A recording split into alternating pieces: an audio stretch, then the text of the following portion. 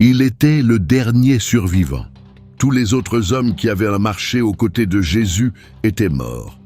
Pierre avait été crucifié la tête en bas à Rome. Jacques avait été décapité par Hérode. André avait été crucifié en Grèce. Thomas avait été transpercé par une lance en Inde. Un par un, au fil des décennies, les hommes qui avaient mangé avec Jésus, qui avaient entendu sa voix, qui l'avaient vu mourir et l'avaient vu ressusciter, avaient été traqués et tués pour avoir refusé de nier ce dont ils avaient été témoins.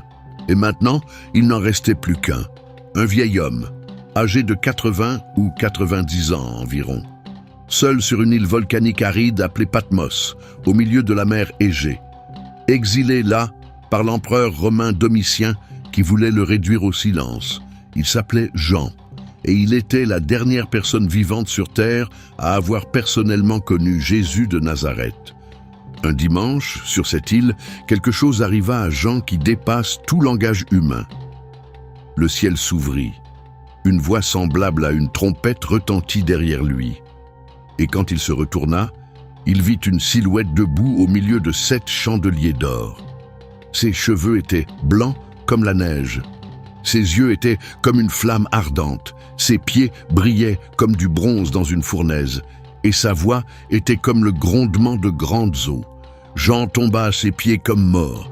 Et la silhouette dit dans le livre de l'Apocalypse, chapitre 1, verset 17, « Ne crains pas, je suis le premier et le dernier. Je suis le vivant. J'étais mort, et voici, je suis vivant au siècle des siècles, et je tiens les clés de la mort et du séjour des morts. » C'était Jésus, le même Jésus contre lequel Jean s'était appuyé lors de la dernière scène, 60 ans plus tôt. Le même Jésus qu'il avait vu mourir sur une croix. Le même Jésus qui était sorti d'un tombeau 3 jours plus tard.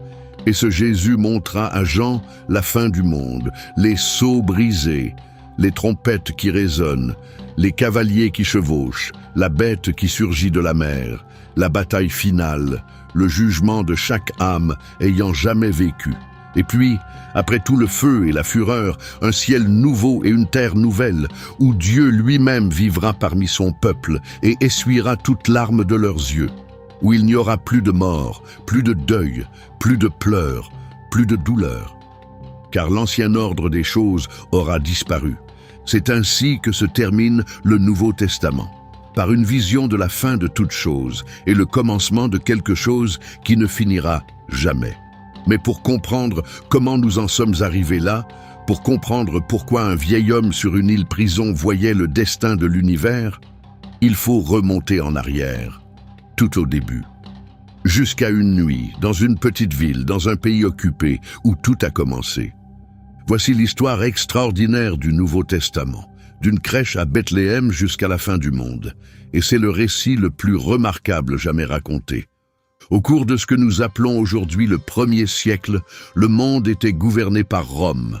L'Empire romain s'étendait des côtes brumeuses de la Bretagne au nord jusqu'aux sables de l'Égypte au sud, des rivages de l'Espagne à l'ouest jusqu'aux frontières de la Perse à l'est. Il englobait toute la mer Méditerranée que les Romains appelaient Mar Nostrum, notre mer.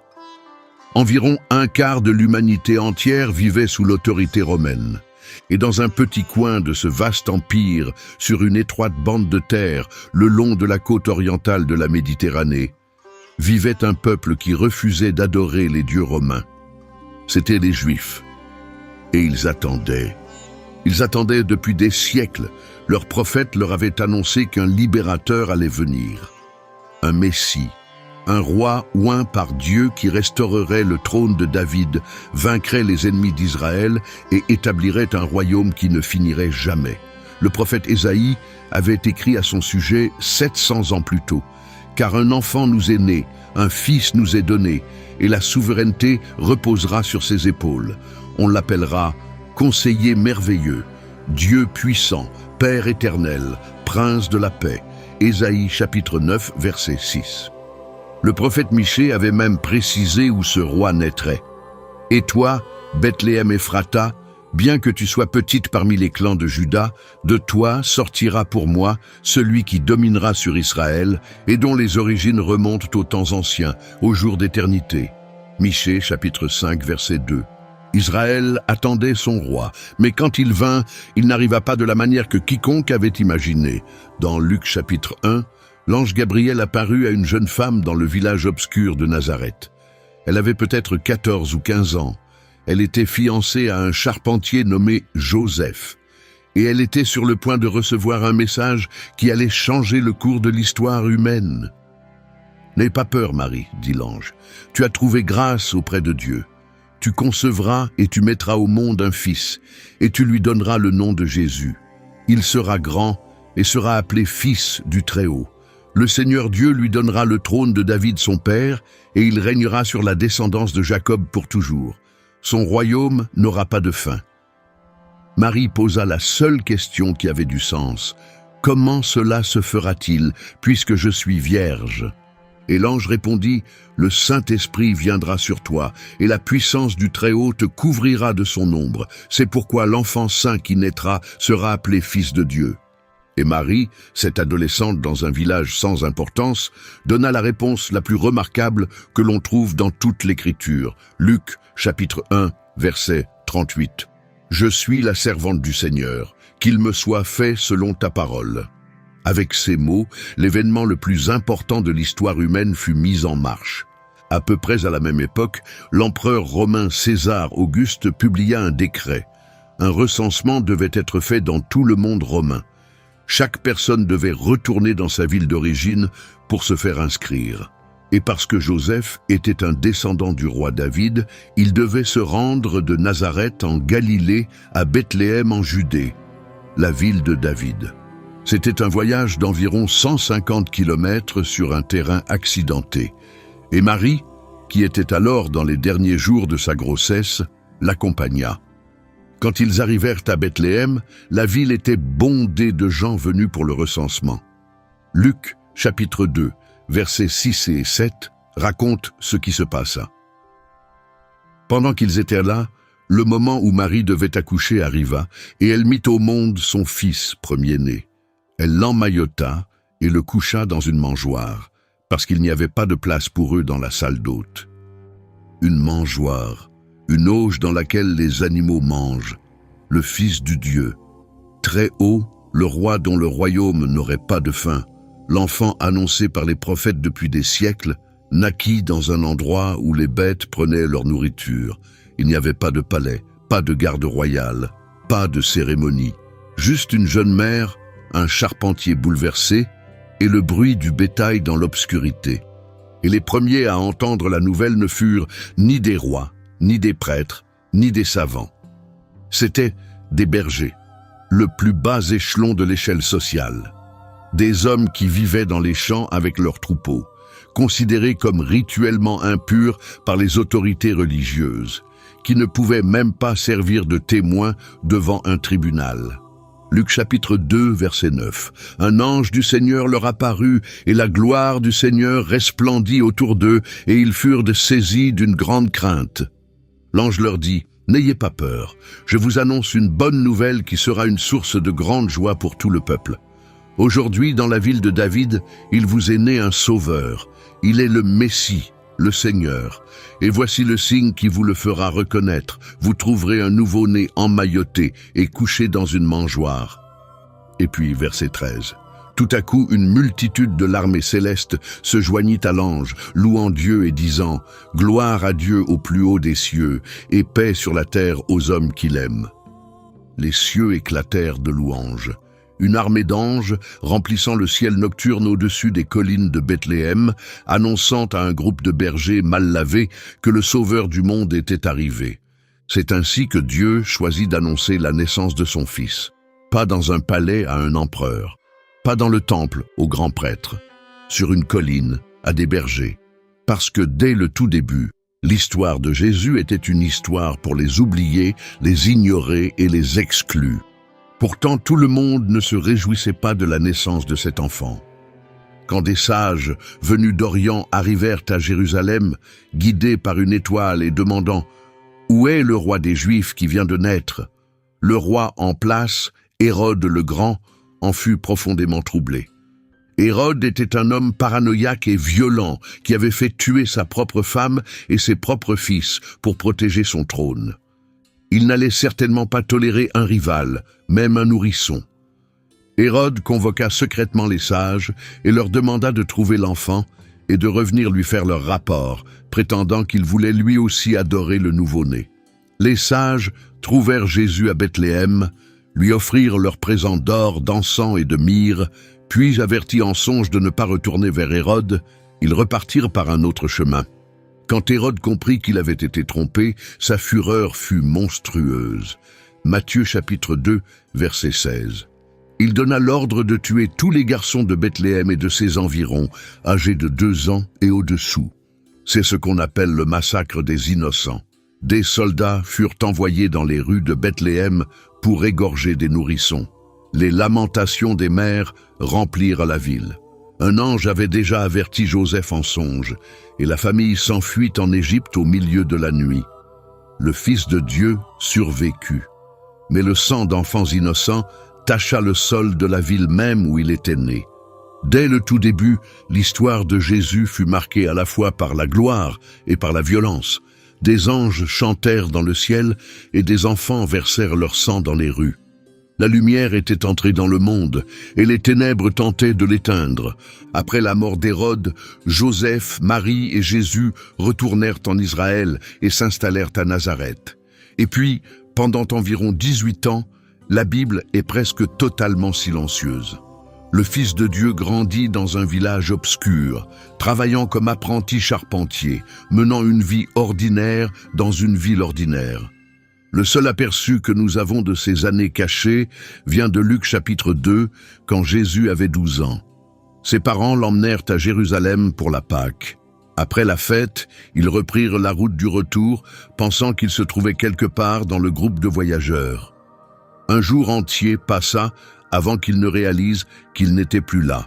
Ils retournèrent à Jérusalem et le cherchèrent pendant 3 jours, avant de le trouver dans les parvis du temple, assis au milieu des docteurs de la loi, les écoutant et leur posant des questions. Tous ceux qui l'entendaient étaient stupéfaits par son intelligence. Et quand Marie lui dit « Mon enfant, pourquoi nous as-tu fait cela? Ton père et moi, nous te cherchions avec angoisse. » Jésus répondit par des paroles qui révèlent qu'il savait déjà exactement qui il était. « Pourquoi me cherchiez-vous? Ne saviez-vous pas qu'il faut que je sois dans la maison de mon père ?» Il avait 12 ans et il comprenait déjà sa mission. Puis le silence reprit, pendant 18 années encore, jusqu'à ce qu'une voix se fasse entendre dans le désert. Il s'appelait Jean, il était le fils d'un prêtre nommé Zacharie et d'une femme nommée Élisabeth, qui était parente de Marie. Il était né d'un miracle, sa mère ayant conçu dans sa vieillesse après qu'un ange fût apparu à son père dans le temple. Et depuis son enfance, il avait vécu dans le désert, vêtu de poils de chameau, se nourrissant de sauterelles et de miel sauvage, se préparant pour le moment où Dieu l'enverrait préparer le chemin. Ce moment arriva aux alentours de l'an 29 après Jésus-Christ. Jean apparut dans le désert de Judée, prêchant un message qui ébranla toute la nation. « Repentez-vous, car le royaume des cieux est proche. » Matthieu chapitre 3, verset 2. Des foules affluèrent de Jérusalem et de toute la Judée pour l'entendre. Ils vinrent par centaines, puis par milliers, sur les rives du Jourdain, où Jean baptisait ceux qui confessaient leurs péchés. Il ne flattait pas les puissants. Quand les pharisiens et les sadducéens vinrent à son baptême, il les traita de race de vipères, et les avertit que la hache de Dieu était déjà à la racine des arbres. Les gens commencèrent à se demander si Jean lui-même n'était pas le Messie.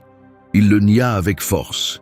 « Moi, je vous baptise d'eau pour la repentance, mais celui qui vient après moi est plus puissant que moi, et je ne suis pas digne de porter ses sandales. Lui, il vous baptisera du Saint-Esprit et de feu. » Matthieu chapitre 3, verset 11. Et puis un jour, Jésus vint au Jourdain. Il sortit de la foule, sortit de l'obscurité de Nazareth, sortit de 30 années de silence et s'approcha de Jean au bord du fleuve. Jean le reconnut aussitôt. Il essaya de refuser. « C'est moi qui ai besoin d'être baptisé par toi, et c'est toi qui viens à moi. » Jésus répondit, « Laisse faire pour le moment, car il convient que nous accomplissions ainsi tout ce que Dieu demande. » Alors Jean le baptisa, et quand Jésus sortit de l'eau, les cieux s'ouvrirent. Matthieu chapitre 3, versets 16 et 17. À cet instant, le ciel s'ouvrit, et il vit l'Esprit de Dieu descendre comme une colombe et se poser sur lui. Et une voix venant du ciel dit, « Celui-ci est mon Fils bien-aimé, en qui j'ai mis toute mon affection. » La voix de Dieu le Père, parlant depuis le ciel, déclarant devant toute la nation que Jésus de Nazareth était son Fils. Le moment que le monde attendait depuis le jardin d'Éden était arrivé. Mais avant que Jésus ne puisse commencer son ministère public, il fut conduit par l'Esprit dans le désert. Pendant 40 jours et 40 nuits, il jeûna seul dans la solitude. Et à la fin de ces 40 jours, quand son corps était au plus faible, Satan vint. Le diable proposa à Jésus 3 tentations. Matthieu chapitre 4. D'abord il dit, « Si tu es le Fils de Dieu, ordonne que ces pierres deviennent du pain. » Jésus mourait de faim. Transformer des pierres en pain n'aurait demandé aucun effort à celui qui nourrirait plus tard 5000 personnes avec une poignée de nourriture. Pourtant Jésus répondit, « Il est écrit, l'homme ne vivra pas de pain seulement, mais de toute parole qui sort de la bouche de Dieu. » Ensuite, Satan emmena Jésus au sommet du temple de Jérusalem et dit, « Si tu es le Fils de Dieu, jette-toi en bas. Car il est écrit que Dieu ordonnera à ses anges de te protéger. » Il citait les Écritures. Utilisant la propre parole de Dieu contre le Fils de Dieu, Jésus répondit, « Il est aussi écrit, tu ne mettras pas le Seigneur, ton Dieu, à l'épreuve. » Enfin, Satan emmena Jésus sur une très haute montagne et lui montra tous les royaumes du monde dans toute leur splendeur. Chaque empire, chaque trône, chaque nation. Et il dit, « Tout cela, je te le donnerai, si tu te prosternes et m'adores. » Pensez à ce que Satan lui proposait, les royaumes du monde, sans la croix, sans la souffrance, sans les clous. Un raccourci vers la gloire qui évitait l'agonie du calvaire. Et pour un homme qui savait exactement ce qui l'attendait à Jérusalem, le poids de cette tentation dépassait tout ce que nous pouvons imaginer. Jésus répondit, « Arrière, Satan, car il est écrit, tu adoreras le Seigneur, ton Dieu, et tu le serviras lui seul. » Satan partit. Des anges vinrent et servirent Jésus, et le ministère qui allait changer le monde pour toujours était sur le point de commencer. La première chose que Jésus fit fut de rassembler les hommes qui porteraient son message après son départ. Il marcha le long du rivage de la mer de Galilée et vit 2 frères, Simon, qui serait appelé Pierre, et André, en train de jeter un filet dans le lac. C'étaient des pêcheurs, pas des savants, pas des prêtres, pas des hommes politiques, des hommes dont les mains sentaient le poisson et dont le dos souffrait à force de tirer les filets. Jésus leur dit, dans Matthieu chapitre 4, verset 19, « Suivez-moi, et je ferai de vous des pêcheurs d'hommes. » Et ils abandonnèrent leurs filets immédiatement. Ils laissèrent tout, leurs barques, leur commerce, leurs revenus, leurs projets. Ils le suivirent, tout simplement. Un peu plus loin, il appela Jacques et Jean, les fils de Zébédée, qui se trouvaient dans une barque avec leur père à réparer des filets. Eux aussi laissèrent tout et le suivirent. Au cours des jours et des semaines qui suivirent, Jésus rassembla 12 hommes autour de lui, des pêcheurs, un collecteur d'impôts, un zélote, des hommes ordinaires issus de milieux ordinaires. Aucun d'entre eux ne possédait la moindre qualification que les autorités religieuses auraient respectée.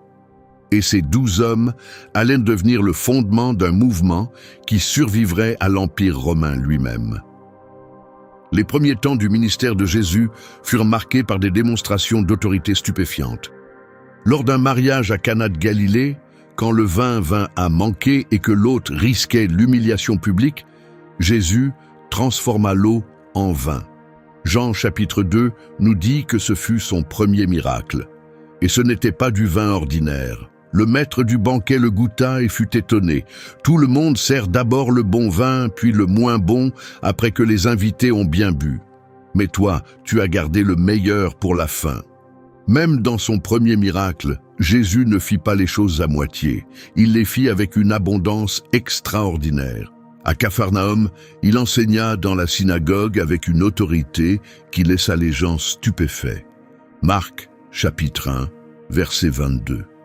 Les gens étaient impressionnés par son enseignement, car il les enseignait avec autorité, et non pas comme les spécialistes de la loi. Les rabbins citaient d'autres rabbins. Jésus se citait lui-même. « Vous avez appris qu'il a été dit, mais moi, je vous dis. » Il parlait comme s'il avait le droit de réinterpréter la loi de Moïse. Parce que c'était le cas, c'était lui qui avait donné la loi en premier lieu. Il guérit les malades, il rendit la vue aux aveugles, il fit marcher les paralysés et entendre les sourds. Il chassa les démons d'un seul mot de commandement. Il toucha les lépreux, ce que personne d'autre n'osait faire, et leur peau redevint saine. Il pardonna les péchés, ce que les pharisiens disaient que seul Dieu pouvait faire. Et il fit tout cela ouvertement, publiquement, devant des foules qui grandissaient chaque semaine. Dans Marc chapitre 4, Jésus et ses disciples traversèrent la mer de Galilée en barque quand une violente tempête se leva. Les vagues passaient par-dessus bord. La barque se remplissait d'eau. Les disciples étaient terrifiés et Jésus dormait sur un coussin à l'arrière. Ils le réveillèrent en criant « Maître, cela ne te fait rien que nous soyons en train de mourir ?» Jésus se leva, fit face à la tempête et prononça 3 mots. « Silence, tais-toi !» Le vent cessa, les vagues s'aplatirent, la mer devint parfaitement calme, et les disciples se regardèrent, remplis de crainte. Marc chapitre 4, verset 41. Ils furent saisis d'une grande frayeur et se disaient les uns aux autres, « Qui est-il donc celui-ci, pour que même le vent et les vagues lui obéissent ?» Qui est-il donc? C'était la question que tout le monde se posait. Les foules, les pharisiens, les disciples eux-mêmes. Qui est cet homme qui parle avec l'autorité de Dieu, qui commande à la nature, qui pardonne les péchés, qui touche les intouchables et guérit les inguérissables? Et Jésus était sur le point de leur donner la réponse, mais pas de la manière qu'ils attendaient. Un jour, Jésus emmena ses disciples dans la région de Césarée de Philippe et leur posa une question. Matthieu chapitre 16, verset 13. Au dire des gens, qui est le Fils de l'homme? Les disciples rapportèrent ce qu'ils avaient entendu.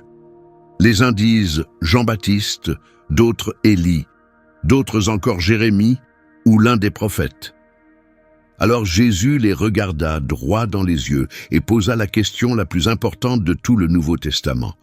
Et vous, qui dites-vous que je suis? Et Pierre, le pécheur, l'impulsif, le passionné, celui qui se trompait souvent, répondit avec des paroles qui ne venaient pas de sa propre intelligence, mais du Père qui est dans les cieux. Matthieu chapitre 16, verset 16. Tu es le Christ, le Fils du Dieu vivant. Tu es le Christ, tu es celui que nous attendions. Tu es le Fils du Dieu vivant. Jésus répondit, tu es heureux, Simon, fils de Jonas, car ce n'est pas la chair et le sang qui t'ont révélé cela, mais mon Père qui est dans les cieux. Et puis, juste après ce moment de révélation, Jésus fit quelque chose qui choqua chacun de ses disciples. Il commença à expliquer ce qui allait lui arriver. Matthieu chapitre 16, verset 21. Dès ce moment, Jésus commença à montrer à ses disciples qu'ils devaient se rendre à Jérusalem, souffrir beaucoup de la part des anciens, des chefs des prêtres et des spécialistes de la loi, être mis à mort et ressusciter le 3e jour. Il devait souffrir, il devait être tué, et le 3e jour, ressuscité. Les disciples ne pouvaient pas comprendre. Pierre prit même Jésus à part et le réprimanda. « Que Dieu t'en préserve, Seigneur, cela ne t'arrivera jamais. » Et Jésus se retourna et dit à Pierre des paroles qui comptent parmi les plus dures qu'il ait jamais prononcées envers l'un de ses propres disciples. « Arrière de moi, Satan, tu es un obstacle pour moi. Tu ne penses pas selon les vues de Dieu, mais selon celles des hommes. » Pierre venait de confesser que Jésus était le Messie. Et maintenant Jésus lui disait que le chemin du Messie ne menait pas à un trône, mais à une croix.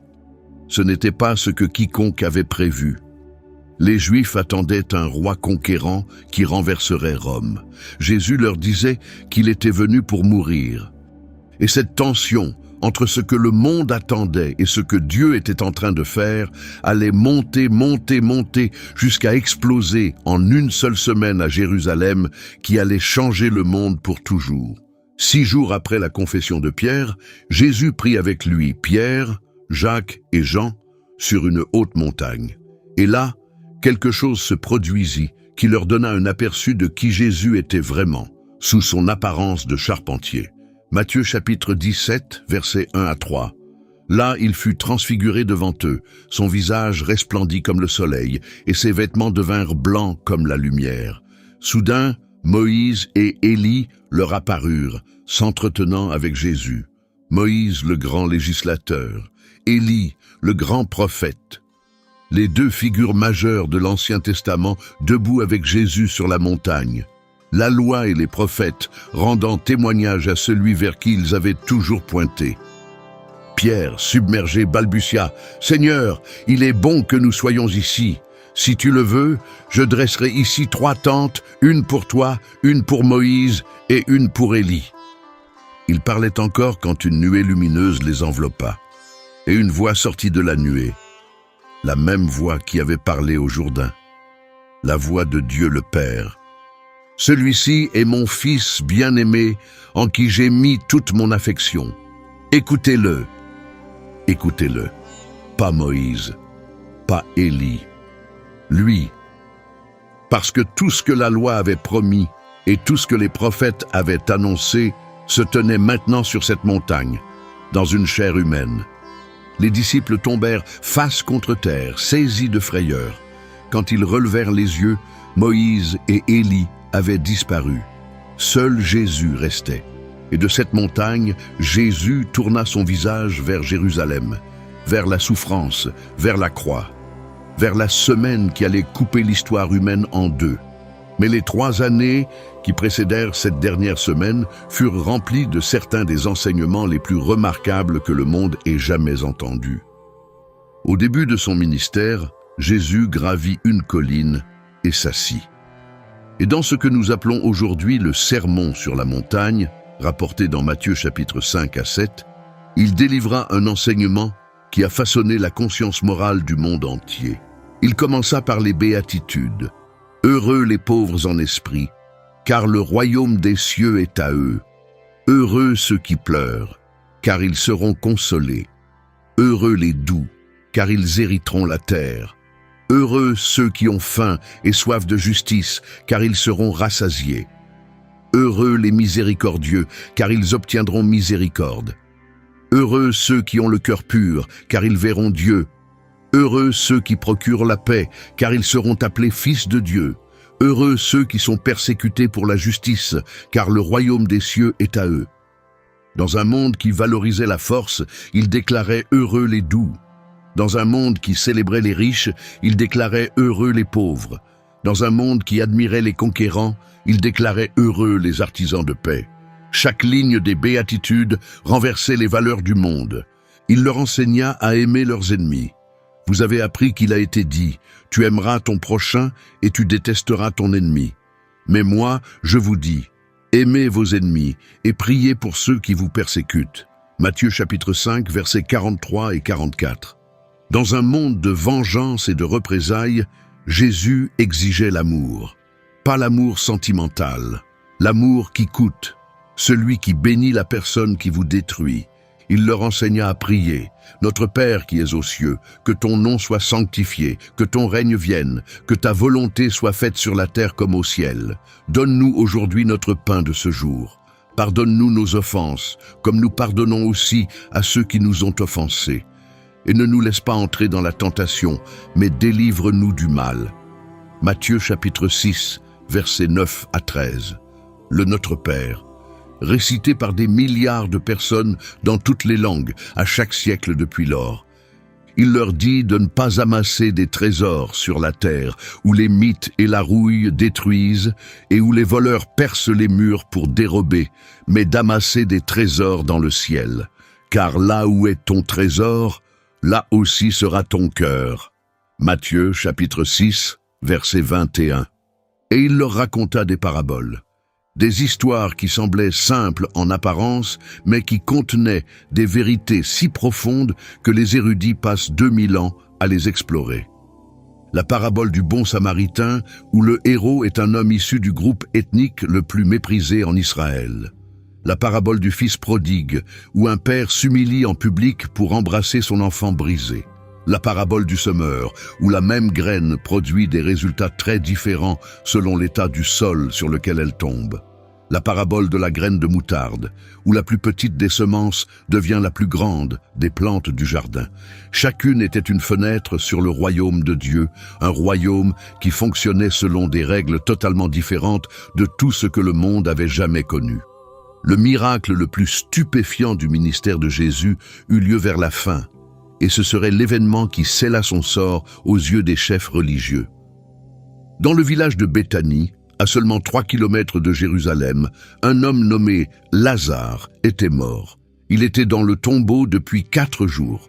Ses sœurs, Marthe et Marie, avaient envoyé un message à Jésus quand Lazare était tombé malade, mais Jésus avait volontairement retardé son arrivée.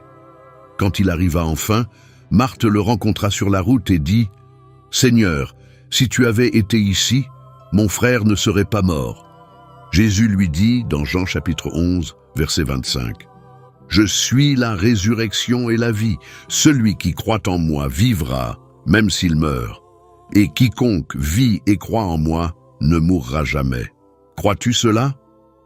Elle dit, « Oui, Seigneur, je crois que tu es le Christ, le Fils de Dieu, celui qui devait venir dans le monde. » Ils allèrent au tombeau. C'était une grotte dont l'entrée était fermée par une pierre. Jésus dit, « Enlevez la pierre. » Marthe protesta, « Seigneur, il sent déjà, car il est là depuis 4 jours. » Jésus dit, « Ne t'ai-je pas dit que si tu crois, tu verras la gloire de Dieu ?» Ils enlevèrent la pierre. Jésus leva les yeux et pria son Père. Puis il cria d'une voix forte, « Lazare, sors !» Jean chapitre 11, verset 44. Le mort sortit, les pieds et les mains entourés de bandelettes et le visage enveloppé d'un linge. Jésus leur dit, « Déliez-le et laissez-le aller. » Un homme mort depuis 4 jours sortit d'un tombeau. La foule le vit. Les pharisiens l'apprirent, et à partir de ce moment, ils commencèrent à comploter sérieusement pour tuer Jésus. Jean chapitre 11, verset 53. Dès ce jour, ils décidèrent de le faire mourir. Le miracle qui prouvait sans le moindre doute que Jésus avait pouvoir sur la mort elle-même fut précisément le miracle qui convainquit ses ennemis qu'il devait mourir. Et Jésus le savait. Il l'avait toujours su. Il avait dit à ses disciples dès le début qu'il allait à Jérusalem pour être mis à mort. Et maintenant, le moment était venu. Tandis qu'il regardait la ville de Jérusalem depuis le mont des Oliviers, Luc chapitre 19, verset 41, nous révèle quelque chose qui montre la profondeur de son cœur. Lorsqu'il approcha de Jérusalem et qu'il vit la ville, il pleura sur elle. Il pleura. Le Fils de Dieu regarda la ville qui allait le tuer et ne ressentit pas de la colère. Il ressentit du chagrin, parce qu'il savait ce qu'ils allaient faire, et il savait ce que cela leur coûterait. Si toi aussi, au moins en ce jour, tu avais su ce qui pouvait t'apporter la paix, mais maintenant cela est caché à tes yeux. Le roi venait dans sa ville, et sa ville était sur le point de le rejeter. Mais Jésus ne fit pas demi-tour. Il tourna résolument son visage vers Jérusalem, vers la croix, vers la semaine la plus sombre de l'histoire humaine, et vers l'événement qui allait tout changer pour toujours. C'était la semaine de la Pâque, et tout Israël convergeait vers Jérusalem. L'historien Flavius Joseph a estimé que lors des grandes fêtes, la population de Jérusalem passait de ses 40 000 habitants habituels à 250 000 personnes, voire davantage. Des pèlerins venaient de chaque province de l'Empire. Les routes menant à la ville étaient remplies de familles, de marchands, de bétail et de soldats romains. La garnison de la forteresse Antonia, qui surplombait le mont du Temple, était renforcée à chaque Pâque parce que les Romains savaient que le nationalisme juif était à son comble pendant cette fête. La Pâque célébrait la délivrance d'Israël par Dieu de l'esclavage en Égypte. C'était une fête de libération, l'histoire d'un peuple affranchi d'un empire occupant. Et chaque gouverneur romain comprenait le danger de rassembler des centaines de milliers de Juifs en un seul lieu, chantant des chants de liberté, tandis que les soldats romains patrouillaient sur les murailles au-dessus d'eux. La tension était insoutenable. Les pharisiens surveillaient Jésus. Les sadducéens surveillaient Jésus. Hérode Antipas était dans la ville. Ponce Pilate était monté de sa résidence côtière de Césarée précisément parce que la Pâque était la semaine la plus explosive de l'année. Et dans cette poudrière entra Jésus de Nazareth, l'homme que la moitié du pays croyait être le Messie, l'homme que les chefs religieux voulaient mort, l'homme qui venait de ressusciter Lazare d'entre les morts dans un village à 3 kilomètres des remparts, et la nouvelle s'était répandue partout. C'était dimanche, le premier jour de la dernière semaine. Jésus et ses disciples approchaient de Jérusalem par l'est, venant du mont des Oliviers. Et Jésus envoya 2 de ses disciples en avant avec une instruction étrange. « Allez au village qui est devant vous. Vous y trouverez aussitôt une ânesse attachée et un ânon avec elle. Détachez-les et amenez-les-moi. » Un âne, pas un cheval de guerre, pas un char, un âne. L'animal de la paix, l'animal sur lequel un roi monte quand il vient, non pas pour conquérir, mais pour offrir la paix. Le prophète Zacharie avait écrit à propos de ce moment 500 ans plus tôt. « Réjouis-toi, fille de Sion, lance des acclamations, fille de Jérusalem. Voici, ton roi vient à toi. Il est juste et victorieux, humble et monté sur un âne, sur un ânon, le petit d'une ânesse. » Zacharie chapitre 9, verset 9. Les disciples amenèrent l'âne et posèrent leur manteau dessus. Jésus s'y assit et commença à descendre le mont des Oliviers en direction de la ville. Et la foule explosa. Matthieu chapitre 21, versets 8 et 9. Une grande foule de gens étendirent leurs manteaux sur le chemin, tandis que d'autres coupèrent des branches aux arbres et les répandaient sur la route. Ceux qui marchaient devant et ceux qui suivaient criaient « Hosanna au fils de David, béni soit celui qui vient au nom du Seigneur, Hosanna au plus haut des cieux. » Hosanna, cela signifie « Sauve-nous ». La foule proclamait Jésus comme le fils de David promis, le Messie, le roi d'Israël. Des branches de palmiers agitées, des manteaux jetés sur le sol, un cri de louange qui fit trembler la ville. Les pharisiens dans la foule étaient horrifiés. « Maître, fais taire tes disciples !» exigèrent-ils. Jésus répondit, dans Luc chapitre 19, verset 40. « Je vous le dis, s'ils se taisent, les pierres crieront. » La ville entière était en émoi. « Qui est-ce » demandait-il. Et les foules répondaient, « C'est Jésus, le prophète de Nazareth en Galilée. » Pourtant, en moins de 5 jours, beaucoup de ces mêmes voix crieraient de quelque chose de très différent. Le lundi, Jésus entra dans les parvis du temple et trouva un spectacle qui le remplit de colère. La cour extérieure, la cour des gentils, le seul endroit où les non-juifs étaient autorisés à prier, avait été transformé en un marché. Des changeurs de monnaie étaient installés à leur table, échangeant les devises étrangères contre des pièces du temple à des taux exorbitants. Des marchands vendaient des colombes et des animaux pour les sacrifices à des prix gonflés. Le bruit était assourdissant, l'odeur du bétail emplissait l'air. Le lieu qui devait être une maison de prière pour toutes les nations était devenu une opération commerciale qui enrichissait les familles sacerdotales. Jésus renversa les tables. Il chassa les marchands, il dispersa les pièces des changeurs sur le sol de pierre. Et il déclara, citant le prophète Ésaïe, « Il est écrit, ma maison sera appelée une maison de prière, mais vous en faites une caverne de voleurs. » Ce n'était pas le Jésus doux et humble, c'était le Fils de Dieu dans une juste colère, confrontant la corruption dans la maison de son Père. Et c'est cet acte, plus que tout autre, qui renforça la détermination des grands prêtres à le détruire. Marc chapitre 11, verset 18. Les grands prêtres et les spécialistes de la loi l'apprirent et cherchèrent un moyen de le faire périr, car ils le craignaient, parce que toute la foule était impressionnée par son enseignement. Ils le craignaient. Ils craignaient un charpentier de Nazareth, parce que le peuple l'écoutait, lui, et pas eux. Dans les jours qui suivirent, Jésus enseigna dans les parvis du temple, tandis que les chefs religieux essayaient sans cesse de le piéger par des questions pièges. Ils l'interrogèrent sur les impôts, cherchant à le faire soit se mettre le peuple à dos, soit commettre un crime de trahison contre Rome.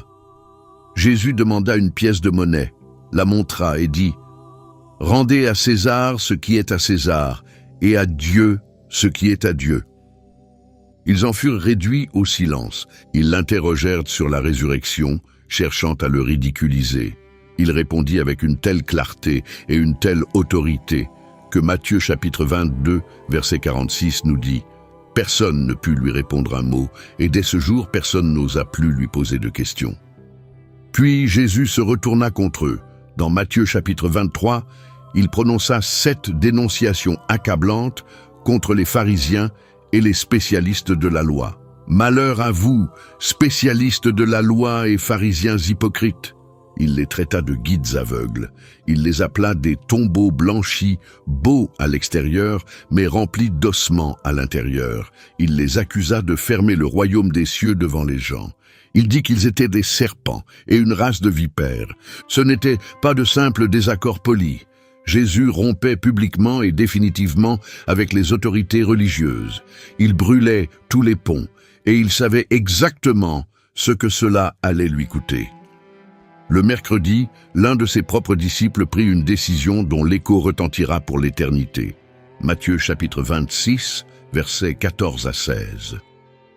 Alors l'un des 12, celui qu'on appelait Judas Iscariote, alla trouver les grands prêtres et dit « Que voulez-vous me donner pour que je vous le livre ?» Ils lui comptèrent 30 pièces d'argent. Dès lors, Judas chercha une occasion favorable pour le livrer. 30 pièces d'argent, le prix d'un esclave dans l'Ancien Testament, le prix que Judas mit sur la vie du Fils de Dieu. Jeudi soir, le repas de la Pâque. Jésus rassembla ses 12 disciples dans une chambre haute à Jérusalem.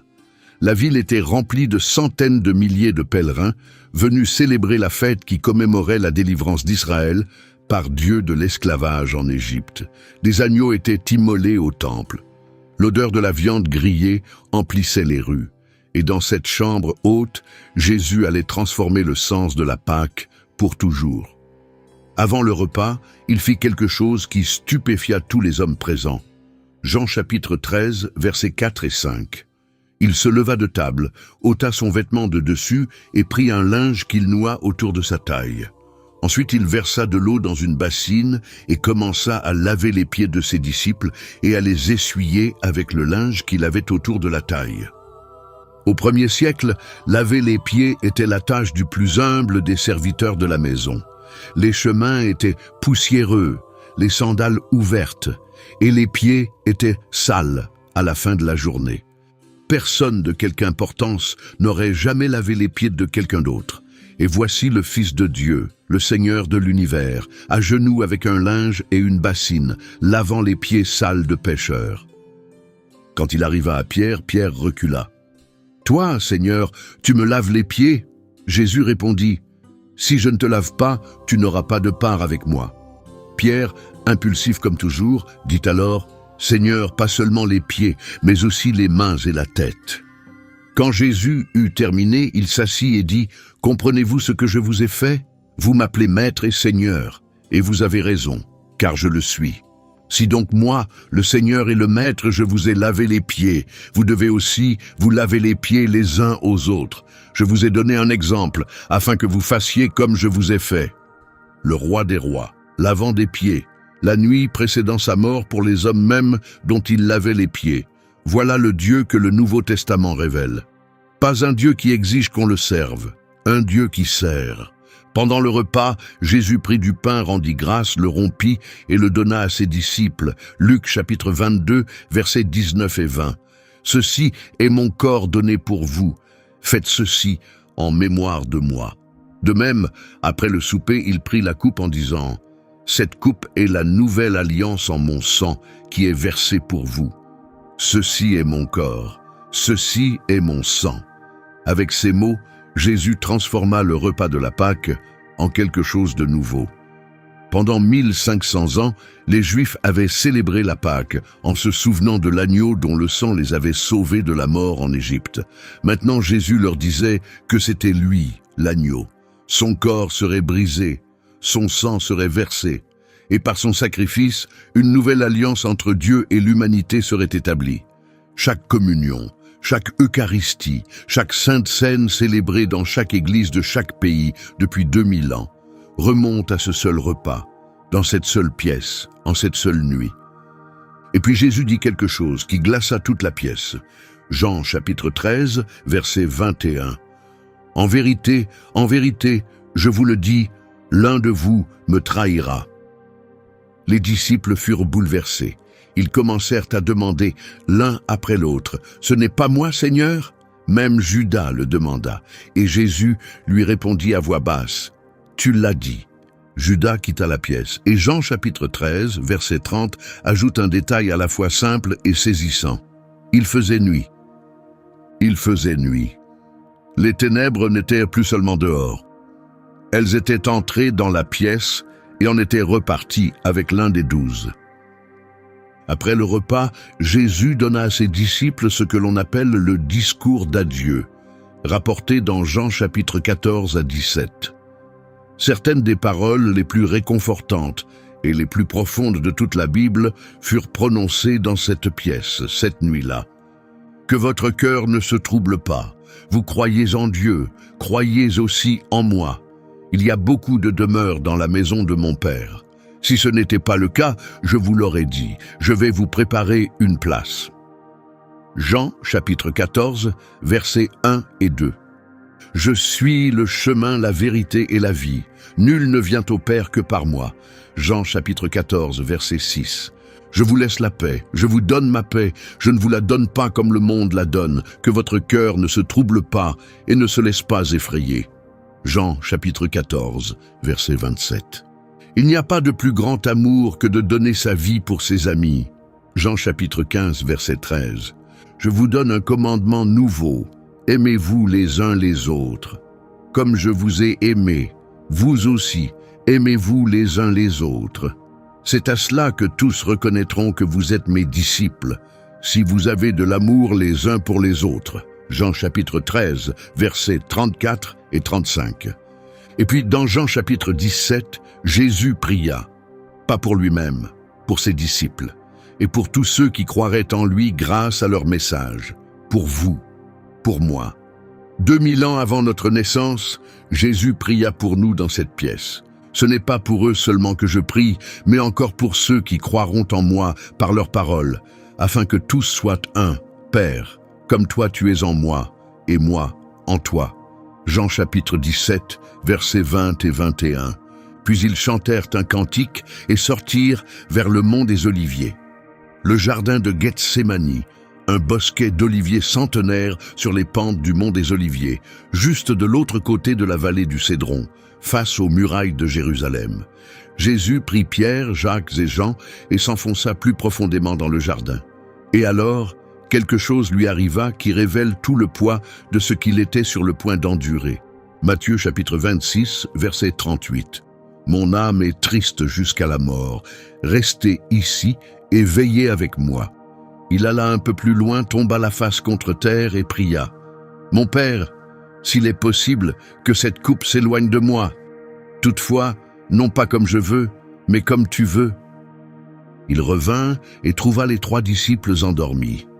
Il retourna prier une deuxième fois. « Mon Père, s'il n'est pas possible que cette coupe s'éloigne sans que je la boive, que ta volonté soit faite. » Il revint. Il dormait encore. Il s'éloigna une 3e fois et pria de la même manière. Luc, chapitre 22, verset 44, ajoute un détail que seul un médecin aurait noté. En proie à l'angoisse, il priait plus instamment, et sa sueur devint comme des gouttes de sang qui tombaient à terre. Il existe un état médical appelé hématidrose, dans lequel une détresse psychologique extrême provoque la rupture des capillaires proches des glandes sudoripares, mêlant le sang à la sueur. C'est un phénomène extrêmement rare. Il ne survient que sous la pression émotionnelle et psychologique la plus intense qu'un être humain puisse supporter. Jésus n'avait pas simplement peur, il portait par avance tout le poids de ce qui allait venir. Le péché de chaque être humain ayant jamais vécu ou devant jamais vivre allait être placé sur lui. La séparation d'avec son Père qu'exige le péché allait s'abattre sur celui qui avait été en parfaite communion avec le Père depuis avant le commencement des temps. C'était cela, la coupe qu'il demandait d'éloigner de lui. Pas seulement la douleur physique de la croix, bien qu'elle serait indicible. L'angoisse spirituelle de devenir le péché lui-même au nom de la race humaine tout entière. Et il choisit de la boire, non pas ma volonté mais la tienne. Alors Judas arriva, avec lui une grande foule armée d'épées et de bâtons, envoyés par les grands prêtres et les anciens du peuple. Judas avait convenu d'un signal. Celui que j'embrasserai, c'est lui. Arrêtez-le. Il s'approcha de Jésus et dit « Salut, Rabbi » et il l'embrassa. Jésus répondit « Mon ami, fais ce pourquoi tu es venu. » Matthieu chapitre 26, verset 50. Mon ami. Même au moment de la trahison, Jésus l'appela son ami. Les soldats saisirent Jésus. Pierre tira une épée et trancha l'oreille du serviteur du grand prêtre. Jésus lui dit de ranger son épée. Penses-tu que je ne puisse pas faire appel à mon Père qui me donnerait à l'instant plus de 12 légions d'anges? Matthieu chapitre 26, verset 53. Une légion romaine comptait 6000 soldats, 12 légions d'anges, 72 000 guerriers célestes, prêts, attendant l'ordre. Jésus ne donna pas l'ordre, il les laissa l'emmener, parce que c'était pour cela qu'il était venu. Et Matthieu chapitre 26, verset 56. Alors tous les disciples l'abandonnèrent et prirent la fuite. Tous, chacun d'entre eux. Les hommes qui avaient juré de mourir avec lui s'enfuirent dans les ténèbres et le laissèrent seul. Ils emmenèrent d'abord Jésus devant Anne, l'ancien grand prêtre et beau-père de Caïphe, le grand prêtre en exercice. Puis devant Caïphe et le Sanhédrin réunis. Des témoins furent présentés, mais leurs dépositions étaient contradictoires et peu fiables. Finalement, Caïphe interrogea directement Jésus. Matthieu chapitre 26, verset 63. « Je t'adjure, par le Dieu vivant, de nous dire si tu es le Christ, le Fils de Dieu. » Et Jésus répondit, « Tu l'as dit, de plus, je vous le déclare, désormais vous verrez le Fils de l'homme assis à la droite du Tout-Puissant et venant sur les nuées du ciel. » Le grand prêtre déchira ses vêtements. « Il a blasphémé! Qu'avons-nous encore besoin de témoins ?» Le verdict fut la mort. Ils lui mirent un bandeau sur les yeux, ils lui crachèrent au visage. Ils le frappèrent à coups de poing. Ils se moquèrent de lui en disant « Fais le prophète, Christ !» Dis-nous qui t'a frappé. » Et pendant que cela se passait à l'intérieur de la cour du grand prêtre, Pierre était dehors, se chauffant près d'un feu. Une servante le regarda et dit, « Toi aussi, tu étais avec Jésus le Galiléen. » Pierre nia, « Je ne sais pas de quoi tu parles. » Une autre servante le vit et dit à ceux qui étaient là, « Celui-ci était avec Jésus de Nazareth. » Pierre nia de nouveau, cette fois avec serment, « Je ne connais pas cet homme. » Une troisième fois, quelqu'un dit, « Tu en fais certainement partie, toi aussi, ton accent te trahit. » Et Pierre se mit à jurer en lançant des imprécations, « Je ne connais pas cet homme. » Aussitôt, un coq chanta, Luc chapitre 22, verset 61. Le Seigneur se retourna et regarda Pierre. Au milieu de son propre procès, au milieu des coups et des moqueries, Jésus se retourna et regarda Pierre. Et dans ce regard, il y avait tout. La prédiction que Pierre avait jurée ne se réaliserait jamais. L'amour qui ne lâche pas, la peine d'un ami qui regarde un autre ami se détruire. Pierre sortit et pleura amèrement. Au matin, le Sanhédrin livra Jésus au gouverneur romain, Ponce Pilate. Sous l'occupation romaine, les autorités juives n'avaient pas le pouvoir d'exécuter. Seul Rome pouvait autoriser une condamnation à mort. Pilate interrogea Jésus. Il ne trouva aucun motif d'accusation contre lui. Il l'envoya à Hérode Antipas, qui se trouvait justement à Jérusalem. Hérode se moqua de Jésus et le renvoya. Pilate essaya de nouveau de le relâcher. Il proposa à la foule un choix, selon une coutume de la Pâque qui permettait de libérer un prisonnier. « Voulez-vous que je vous relâche le roi des Juifs ou Barabbas ?» Barabbas était un meurtrier condamné et un insurgé. La foule, excitée par les grands prêtres, hurla « Donne-nous Barabbas !» Pilate demanda « Que ferai-je donc de Jésus qu'on appelle le Christ ?» Et la foule qui avait crié « Hosanna » 5 jours plus tôt, cria maintenant tout autre chose. Matthieu chapitre 27, verset 22. Crucifie-le. Pilate demanda « Pourquoi? Quel mal a-t-il fait ?» Ils crièrent encore plus fort « Crucifie-le » Matthieu chapitre 27, verset 24. Quand Pilate vit qu'il n'aboutissait à rien, mais que le tumulte augmentait, il prit de l'eau et se lava les mains devant la foule en disant « Je suis innocent du sang de cet homme. C'est votre affaire. » Il se lava les mains, comme si l'eau pouvait effacer la tâche de ce qu'il s'apprêtait à faire. Pilate fit flageller Jésus. La flagellation romaine n'était pas une punition symbolique. Elle était administrée avec un flagrum, un fouet composé de plusieurs lanières de cuir, incrustées de morceaux d'os et de métal. La victime était déshabillée et attachée à un poteau. Les coups déchiraient la peau, les muscles et atteignaient parfois les os. Beaucoup d'hommes mouraient de la flagellation seuls. Après la flagellation, les soldats emmenèrent Jésus dans le prétoire. Ils le déshabillèrent. Ils posèrent un manteau écarlate sur son dos lacéré.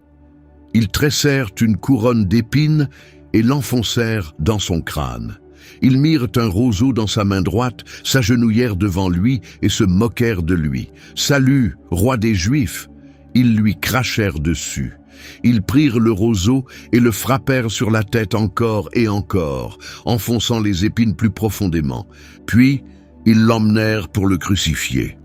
Jésus porta sa propre croix à travers les rues de Jérusalem, le long du chemin aujourd'hui connu sous le nom de Via Dolorosa. Son corps était si détruit par la flagellation qu'il ne put la porter tout le long du trajet. Les soldats réquisitionnèrent un homme dans la foule, Simon de Cyrène, pour porter la croix derrière lui. Ils l'amenèrent en un lieu appelé Golgotha, ce qui signifie « le lieu du crâne ». Et là, vers 9 heures du matin, ils le crucifièrent. La crucifixion avait été conçue par les Romains pour être la forme d'exécution la plus douloureuse et la plus humiliante jamais inventée. Des clous de fer, d'environ 18 cm de long, étaient enfoncés dans les poignets et les pieds. La victime restait suspendue par les clous, incapable de respirer correctement, à moins de se soulever avec ses pieds, ce qui enfonçait le clou plus profondément dans l'os à chaque respiration. La mort survenait lentement, en plusieurs heures ou même plusieurs jours, par une combinaison de perte de sang, d'état de choc, de déshydratation et d'asphyxie. Et tandis que Jésus était suspendu là, dans une agonie au-delà de toute description, il parla. Ses premières paroles depuis la croix. Luc chapitre 23, verset 34. « Père, pardonne-leur, car ils ne savent pas ce qu'ils font. Pardonne-leur !» Alors que les clous transperçaient ses mains, alors que son sang coulait sur le sol, alors que les soldats jouaient ses vêtements aux dés au pied de la croix, il pria pour ceux qui le tuaient. 2 criminels furent crucifiés à ses côtés. L'un se moqua de lui, l'autre réprimanda le premier, puis se tourna vers Jésus et dit « Jésus, souviens-toi de moi quand tu viendras dans ton royaume. » Et Jésus répondit dans Luc chapitre 23, verset 43, « En vérité, je te le dis, aujourd'hui tu seras avec moi au paradis. » Dans ses derniers souffles, un criminel mourant demanda grâce. Et Jésus, mourant sur la croix à côté de lui, la lui accorda. Dans ce seul échange se trouve l'évangile tout entier. Il n'est jamais trop tard. Il n'y a pas de péché trop grand. Il n'y a pas de distance trop lointaine. Si tu te tournes vers lui, même à la toute fin, il t'accueillera. Jésus vit sa mère debout à proximité avec le disciple Jean. Il lui dit « Femme, voici ton fils » et à Jean voici ta mère. Même dans ces derniers instants, il prenait soin de ceux qu'il aimait. À midi, les ténèbres couvrirent toute la terre. Pendant 3 heures, de midi à 3 heures de l'après-midi, le ciel devint noir. Ce n'était pas une éclipse. La Pâque avait lieu pendant la pleine lune, quand les éclipses solaires sont astronomiquement impossibles. C'était autre chose. La création elle-même réagissait à la mort de son Créateur. À 3 heures, Jésus cria d'une voix forte. Matthieu chapitre 27, verset 46. « Élie, Élie, lema sabachthani » ce qui signifie « Mon Dieu, pourquoi m'as-tu abandonné ?» C'est le cri le plus déchirant de toute l'Écriture. Le Fils éternel, qui avait été en union parfaite avec le Père depuis avant la fondation du monde, éprouva toute l'horreur de la séparation d'avec Dieu. Non parce qu'il avait péché, parce qu'il portait notre péché, chaque mensonge, chaque meurtre, chaque acte de cruauté, chaque trahison, chaque pensée égoïste de chaque être humain ayant jamais vécu ou devant jamais vivre, fut placé sur lui en cet instant. Et le Père, qui ne peut regarder le péché, se détourna. Le poids de cet abandon dépasse toute compréhension humaine. C'était la coupe qu'il avait supplié d'éloigner de lui à Gethsémani. C'était le prix de notre salut. Jésus dit « J'ai soif ». On lui tendit du vinaigre sur une éponge. Et puis, Jean chapitre 19, verset 30. Tout est accompli. Le mot grec était telestai. C'était un terme utilisé dans le commerce, tamponné sur un reçu quand une dette avait été payée en totalité. Tout est accompli. La dette est payée. L'œuvre est achevée. Le prix du péché humain a été acquitté. Il ne reste plus rien à payer. Jésus inclina la tête et rendit l'esprit. À cet instant, Matthieu chapitre 27, versets 51 à 53, rapporte ce qui se produisit. Le voile du temple se déchira en deux, de haut en bas. C'était l'immense rideau, haut de 20 mètres et épais de 10 centimètres, qui séparait le Saint des Saints du reste du temple. Derrière ce rideau, dans le sanctuaire le plus intérieur, la présence de Dieu demeurait. Personne ne pouvait y entrer, sauf le grand prêtre, et seulement une fois par an, le jour du grand pardon. Et Dieu le déchira, de haut en bas, pas de bas en haut, comme un homme l'aurait fait, de haut en bas. Dieu lui-même arracha la barrière. La séparation entre Dieu et l'humanité, maintenue pendant 1500 ans, fut abolie en un seul déchirement violent. Le chemin vers Dieu était désormais ouvert, non par un prêtre, non par un sacrifice, par le sang de Jésus-Christ. La terre trembla, les rochers se fendirent et les tombeaux s'ouvrirent. Le centurion romain qui se tenait face à la croix, un homme qui avait supervisé l'exécution, qui avait entendu les cris, vu les ténèbres et senti le tremblement de terre, prononça les paroles rapportées dans Matthieu chapitre 27, verset 54. Cet homme était vraiment le Fils de Dieu, un soldat païen, debout au pied de la croix, confessant ce que les chefs religieux d'Israël avaient refusé de croire. Joseph d'Arimathée, un membre riche du Sanhédrin qui avait été secrètement un disciple de Jésus, alla trouver Pilate et demanda le corps. Il l'enveloppa dans un linceul de lin propre et le déposa dans son propre tombeau neuf creusé dans le roc. Une grande pierre fut roulée devant l'entrée. Les grands prêtres demandèrent à Pilate de poster une garde, craignant que les disciples ne volent le corps et ne prétendent que Jésus était ressuscité. La pierre fut scellée, les gardes furent postés. Le corps de Jésus reposait dans l'obscurité d'un tombeau emprunté. Le vendredi prit fin, le samedi passa dans le silence. Et puis le dimanche arriva. Tôt, le premier jour de la semaine, alors qu'il faisait encore nuit, des femmes vinrent au tombeau. Marie-Madeleine, Marie, mère de Jacques, Jeanne. Elles apportaient des aromates pour embaumer le corps. Quand elles arrivèrent, la pierre avait été roulée, le tombeau était ouvert, et le corps avait disparu. 2 anges apparurent, leurs vêtements éclatants comme l'éclair. Les femmes tombèrent à terre, saisies de frayeur. Et les anges prononcèrent des paroles qui ont retenti à travers tous les siècles. Luc chapitre 24, verset 5. Pourquoi cherchez-vous parmi les morts celui qui est vivant? Il n'est pas ici, il est ressuscité. Il n'est pas ici, il est ressuscité. Les femmes coururent prévenir les disciples. Pierre et Jean se précipitèrent au tombeau. Jean arriva le premier mais s'arrêta à l'entrée. Pierre, fidèle à lui-même, fonça directement à l'intérieur. Il vit les bandelettes de lin posées là et le linge qui avait enveloppé la tête de Jésus. Ce linge était plié à part, séparé des bandelettes. Le corps avait disparu. Jean chapitre 20, verset 8. Il vit et il crut. Le tombeau était vide, les linges funéraires étaient intacts, comme si le corps les avait simplement traversés. Le linge de la tête était soigneusement plié. Ce n'était pas un vol. Les pilleurs de tombes ne plient pas les linges. Et puis Marie-Madeleine, restée seule devant le tombeau en pleurs, se retourna et vit quelqu'un qu'elle prit pour le jardinier. « Femme, pourquoi pleures-tu » lui demanda-t-il. « Qui cherches-tu » À travers ses larmes, elle dit « Seigneur, si c'est toi qui l'as emporté, dis-moi où tu l'as mis, et j'irai le prendre. » Et alors il dit un seul mot, son prénom, Marie. Jean chapitre 20, verset 16. Elle se retourna et s'écria « Rabouni », ce qui veut dire maître. Elle le reconnut à sa voix, Jésus ressuscité, debout dans le jardin, dans la lumière du petit matin, prononçant son prénom. La première personne à voir le Christ ressuscité ne fut ni Pierre, ni Jean, ni aucun des disciples masculins. Ce fut une femme dont Jésus avait chassé 7 démons, une femme dont le témoignage n'aurait été accepté par aucun tribunal de cette culture. Dieu l'a choisie pour être le premier témoin de l'événement le plus important de l'histoire humaine. Ce soir-là, les disciples se cachaient derrière des portes verrouillées, terrifiés à l'idée que les autorités viennent les chercher à leur tour. Et soudain, Jésus se tint au milieu d'eux. « La paix soit avec vous », dit-il. Il leur montra ses mains et son côté, les marques des clous, la blessure de la lance.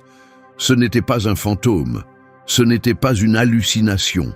C'était le même corps qui avait été crucifié et enseveli. Et il était vivant. Jean chapitre 20, verset 20. Les disciples furent remplis de joie en voyant le Seigneur. Thomas n'était pas là ce soir-là, quand les autres lui dirent « Nous avons vu le Seigneur ». Il refusa de croire. « Si je ne vois pas dans ses mains la marque des clous, si je ne mets pas mon doigt à la place des clous et ma main dans son côté, je ne croirai pas. » Une semaine plus tard, les disciples étaient de nouveau réunis et cette fois Thomas était avec eux. Les portes étaient fermées et de nouveau Jésus apparut. Il se tourna vers Thomas. « Avance ton doigt ici et regarde mes mains. Avance ta main et mets-la dans mon côté. Ne sois plus incrédule, mais crois. » Et Thomas, le sceptique, le douteur, l'homme qui avait exigé des preuves, regarda le Christ ressuscité et prononça l'une des confessions de foi les plus profondes de toute la Bible. Jean chapitre 20, verset 28. « Mon Seigneur et mon Dieu !» Jésus lui dit, « Parce que tu m'as vu, tu as cru. Heureux ceux qui n'ont pas vu et qui ont cru. » Heureux ceux qui n'ont pas vu. C'est toi, c'est moi, c'est chaque personne qui a jamais placé sa foi dans le Christ ressuscité sans avoir été dans cette pièce. Et Jésus nous a déclarés heureux. Dans les semaines qui suivirent, Jésus apparut à ses disciples à plusieurs reprises. Il apparut à 2 disciples sur la route d'Emmaüs. Il apparut à Pierre individuellement. Il apparut aux disciples au bord de la mer de Galilée, où il leur prépara le petit déjeuner sur le rivage, et où il restaura Pierre par une triple question qui guérit le triple reniement de Pierre.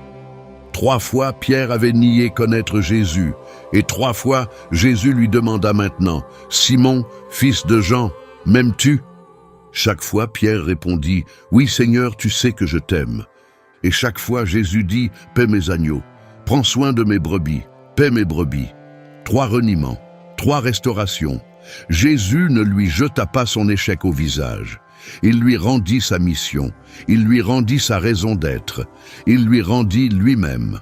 Paul écrivit dans 1 Corinthiens chapitre 15 que Jésus apparut à plus de 500 personnes en une seule fois, dont la plupart étaient encore vivantes au moment où Paul écrivait, prêtes à être interrogées, prêtes à être mises au défi, prêtes à témoigner qu'elles avaient vu le Seigneur ressuscité de leurs propres yeux. Pendant 40 jours, Jésus apparut et enseigna à ses disciples au sujet du royaume de Dieu. Et puis, le 40e jour, il les rassembla sur le mont des Oliviers, la même montagne où il avait pleuré sur Jérusalem, la même montagne où il avait prié dans l'angoisse à Gethsémani. Il leur donna son ultime commandement. Matthieu chapitre 28, versets 18 à 20. « Tout pouvoir m'a été donné dans le ciel et sur la terre. Allez donc, faites de toutes les nations des disciples, baptisez-les au nom du Père, du Fils et du Saint-Esprit, et enseignez-leur à mettre en pratique tout ce que je vous ai commandé. Et voici, je suis avec vous tous les jours, jusqu'à la fin du monde. Allez, faites de toutes les nations des disciples, pas seulement Israël, toutes les nations, chaque tribu, chaque langue, chaque peuple. » Le message qui avait commencé dans un petit coin de Palestine devait maintenant être porté jusqu'aux extrémités de la terre. Et puis Actes, chapitre 1, verset 9. Après avoir dit cela, il fut élevé sous leurs yeux, et une nuée le déroba à leurs regards. Jésus monta au ciel. Les disciples restèrent les yeux fixés vers le ciel. Et 2 anges apparurent et dirent au verset 11, « Hommes de Galilée, pourquoi restez-vous là à regarder le ciel ? Ce Jésus qui a été enlevé au ciel du milieu de vous reviendra de la même manière que vous l'avez vu monter au ciel. Il reviendra. » Cette promesse a soutenu chaque génération de croyants pendant 2000 ans. L'histoire n'est pas terminée. Le roi revient. Les disciples retournèrent à Jérusalem. Ils se rassemblèrent dans une chambre haute et ils attendirent. Ils attendirent la puissance que Jésus avait promise. Vous recevrez une puissance quand le Saint-Esprit viendra sur vous, et vous serez mes témoins à Jérusalem, dans toute la Judée, en Samarie et jusqu'aux extrémités de la terre. Actes chapitre 1, verset 8. Le décor était planté, le message avait été donné. Le roi était monté au ciel, et le monde allait être bouleversé. 10 jours après l'ascension de Jésus au ciel, les disciples étaient rassemblés dans une salle à Jérusalem. Environ 120 personnes, attendant, comme Jésus le leur avait dit, le don que le Père avait promis. C'était le jour de la Pentecôte, une fête juive qui célébrait le don de la loi sur le mont Sinaï, 50 jours après la sortie d'Égypte. Jérusalem était remplie de pèlerins venus du monde entier. Et alors cela se produisit. Actes chapitre 2, versets 2 à 4. Tout à coup, un bruit semblable à celui d'un vent violent vint du ciel et remplit toute la maison où ils étaient assis. Des langues semblables à des langues de feu leur apparurent, séparées les unes des autres, et se posèrent sur chacun d'eux. Ils furent tous remplis du Saint-Esprit et se mirent à parler en d'autres langues, selon ce que l'Esprit leur donnait d'exprimer. Du feu sur leurs têtes, des langues qu'ils n'avaient jamais apprises coulant de leurs lèvres. Le Saint-Esprit, la présence de Dieu lui-même, descendant sur des hommes et des femmes ordinaires dans une chambre haute à Jérusalem. Le bruit attira une foule, et dans cette foule se trouvaient des Juifs de toutes les nations sous le ciel. Luc les énumère avec la précision d'un homme qui comprenait que les détails comptaient. Des Parthes, des Mèdes et des Élamites, des habitants de Mésopotamie, de Judée, de Cappadoce, du Pont et d'Asie, de Phrygie et de Pamphylie, d'Égypte et de la partie de la Libye proche de Cyrène, des visiteurs de Rome, des Crétois et des Arabes. Et chacun d'entre eux entendait les disciples parler dans sa propre langue maternelle. Le Parthe entendait du parthe, l'Égyptien entendait de l'égyptien, le Romain entendait du latin. Le miracle n'était pas seulement dans les paroles prononcées, il était aussi dans ce qui était entendu. À la tour de Babel, dans Genèse chapitre 11, Dieu avait confondu les langues de l'humanité en jugement de leur orgueil. À la Pentecôte, Dieu renversa la malédiction. Les langues furent réunies. Le message de Jésus était proclamé dans toutes les langues en même temps. L'Évangile était, dès son tout premier moment public, destiné au monde entier. Certains dans la foule étaient émerveillés, d'autres se moquaient. Ils ont bu trop de vin. Et alors Pierre se leva. Pensez à qui était Pierre 10 semaines plus tôt. Il avait nié connaître Jésus 3 fois en une seule nuit. Il avait juré et maudit. Il se cachait derrière des portes verrouillées, terrorisé. Et maintenant, il se tenait devant des milliers de personnes au cœur de la ville qui avaient crucifié son Seigneur. Et il prêchait avec une audace qui aurait été impossible sans le Saint-Esprit. Il déclara que Jésus de Nazareth avait été livré selon le plan fixé par Dieu, que, avec l'aide d'hommes méchants, l'avait mis à mort, mais que Dieu l'avait ressuscité d'entre les morts. Pierre cita le prophète David. Il cita le prophète Joël. Il construisit son argumentaire avec les Écritures, couche après couche. Et puis, il enfonça le clou. Actes chapitre 2, verset 36. « Que toute la maison d'Israël sache donc avec certitude que Dieu a fait Seigneur et Christ ce Jésus que vous avez crucifié. » La foule fut touchée en plein cœur. « Frères, que devons-nous faire ?» Pierre répondit, « Repentez-vous, et que chacun de vous soit baptisé au nom de Jésus-Christ pour le pardon de vos péchés, et vous recevrez le don du Saint-Esprit. » Actes chapitre 2, verset 41. Ceux qui acceptèrent sa parole furent baptisés, et environ 3000 personnes furent ajoutées ce jour-là. 3000 personnes, en un seul jour. L'Église était née. Pas dans une cathédrale, pas par un décret politique, dans le feu et le vent du Saint-Esprit, par la prédication d'un pécheur. Et l'Église grandit. Actes chapitre 2, versets 42 à 47, décrivent une communauté comme le monde n'en avait jamais vue.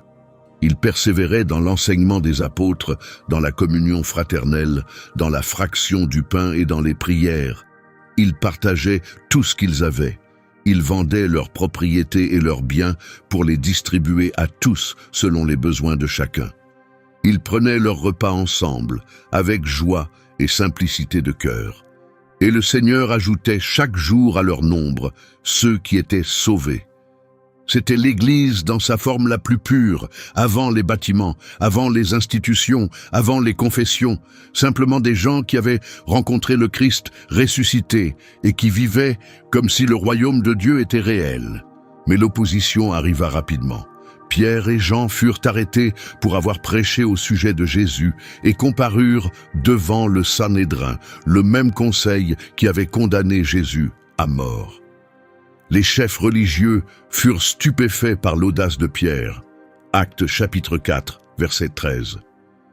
Lorsqu'ils virent l'assurance de Pierre et de Jean, et qu'ils comprirent que c'étaient des hommes sans instruction et sans éducation, ils furent étonnés et reconnurent que ces hommes avaient été avec Jésus.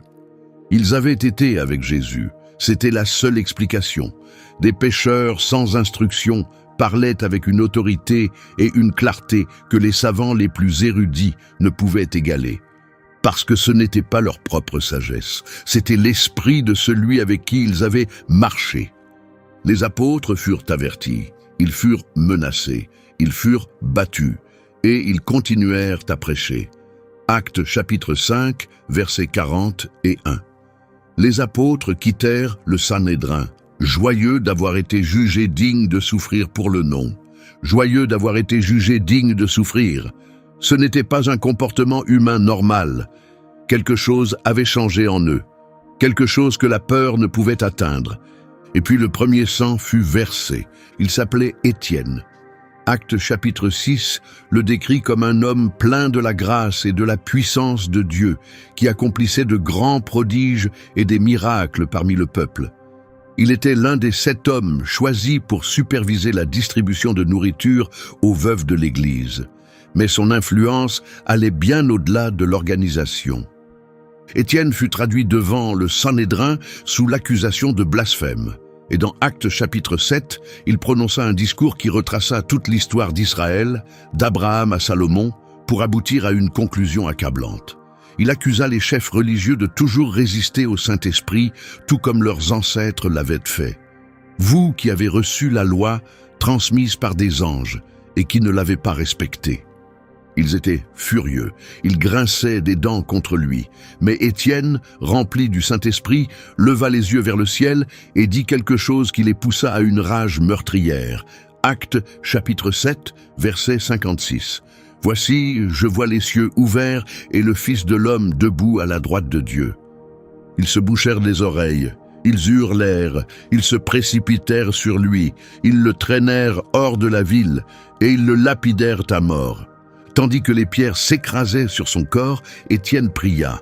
Ses dernières paroles furent un écho de celles de son Seigneur. « Seigneur Jésus, reçois mon esprit. » Et puis, dans son dernier souffle, « Seigneur, ne leur compte pas ce péché. » Il mourut en pardonnant aux hommes qui le tuaient, tout comme Jésus l'avait fait sur la croix. Et tout près de là, observant l'exécution, gardant les manteaux de ceux qui jetaient les pierres, se tenait un jeune homme nommé Saul. Actes chapitre 8, verset 1 nous dit que Saul approuvait le meurtre d'Étienne. Et à partir de ce jour, Saul lança une campagne violente pour détruire l'Église. Allant de maison en maison, il en arrachait hommes et femmes et les faisait jeter en prison. C'était un homme consumé par le zèle religieux, absolument convaincu qu'il accomplissait l'œuvre de Dieu en éliminant les disciples de Jésus.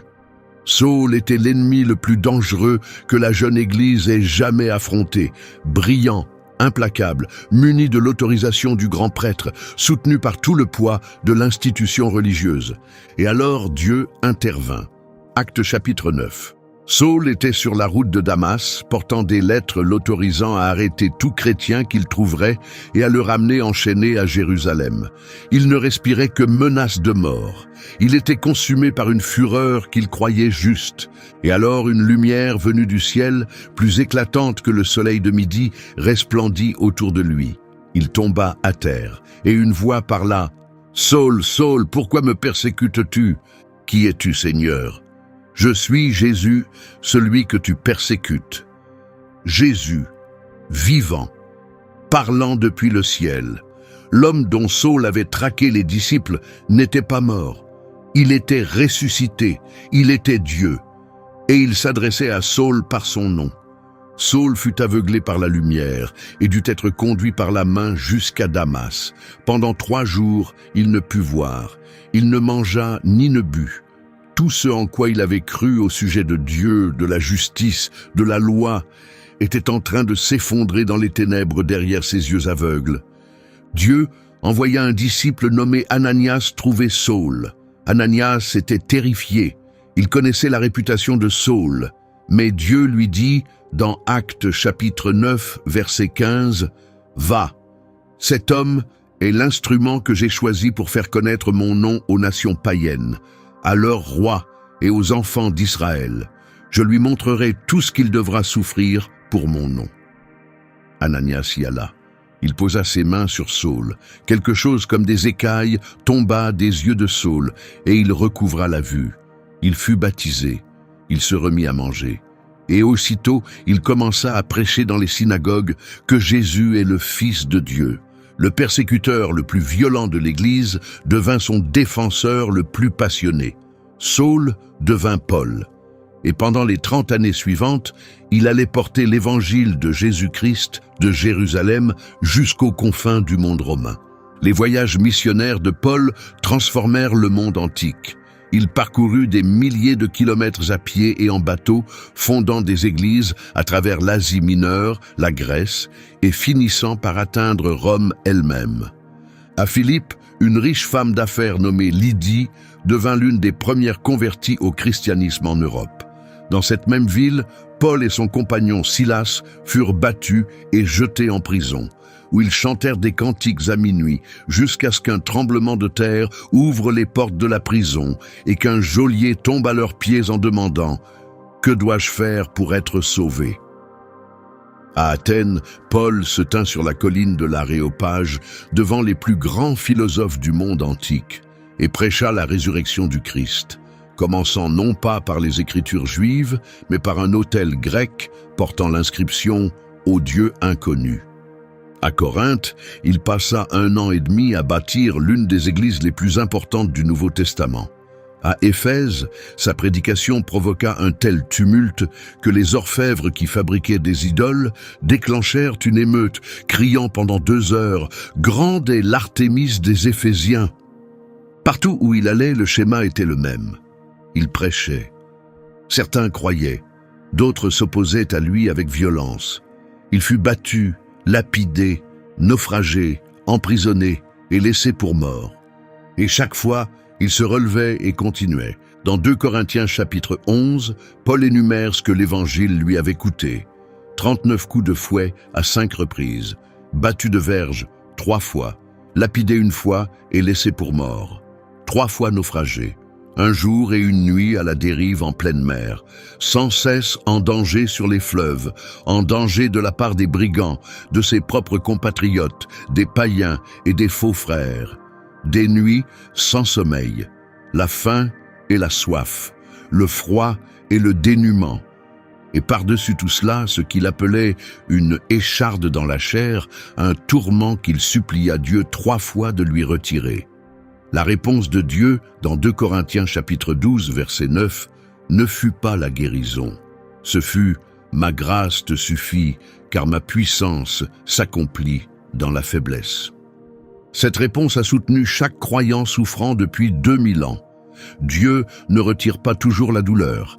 Parfois, il donne la grâce de l'endurer.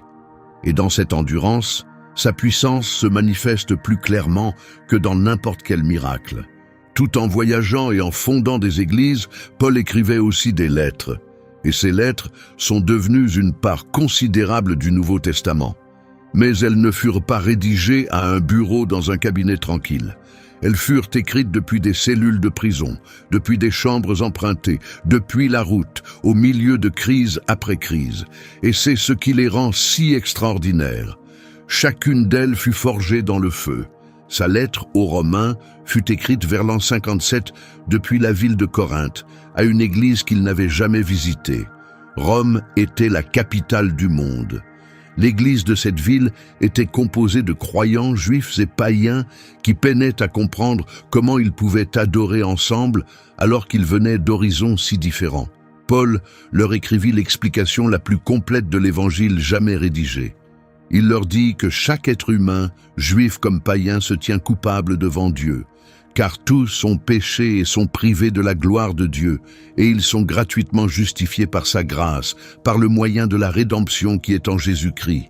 Romains chapitre 3, versets 23 et 24. Et puis il écrivit la déclaration qui a libéré des captifs pendant 20 siècles.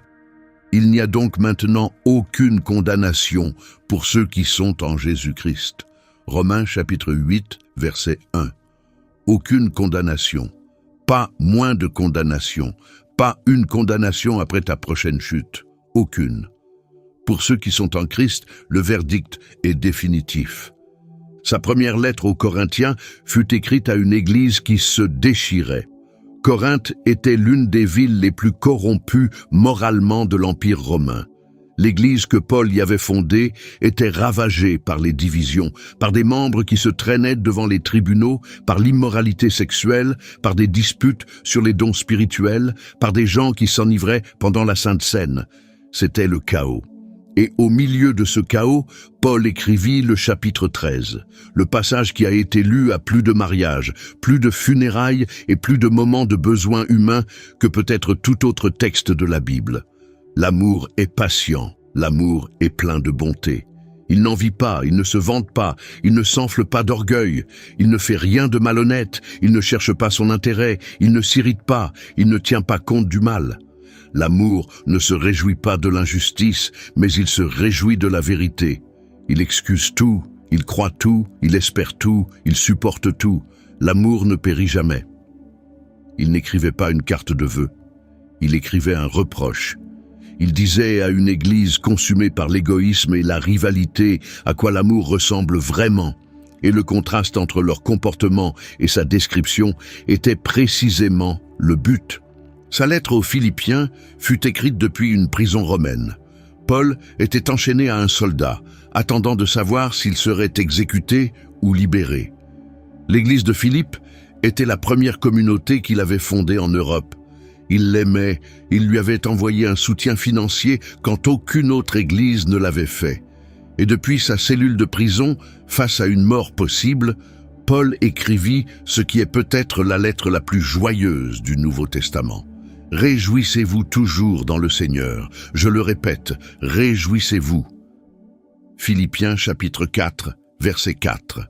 « Et je peux tout par celui qui me fortifie. » Philippiens chapitre 4, verset 13.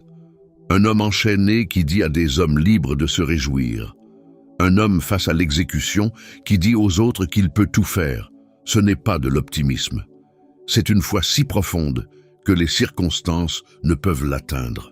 Sa lettre aux Éphésiens fut écrite pendant la même captivité.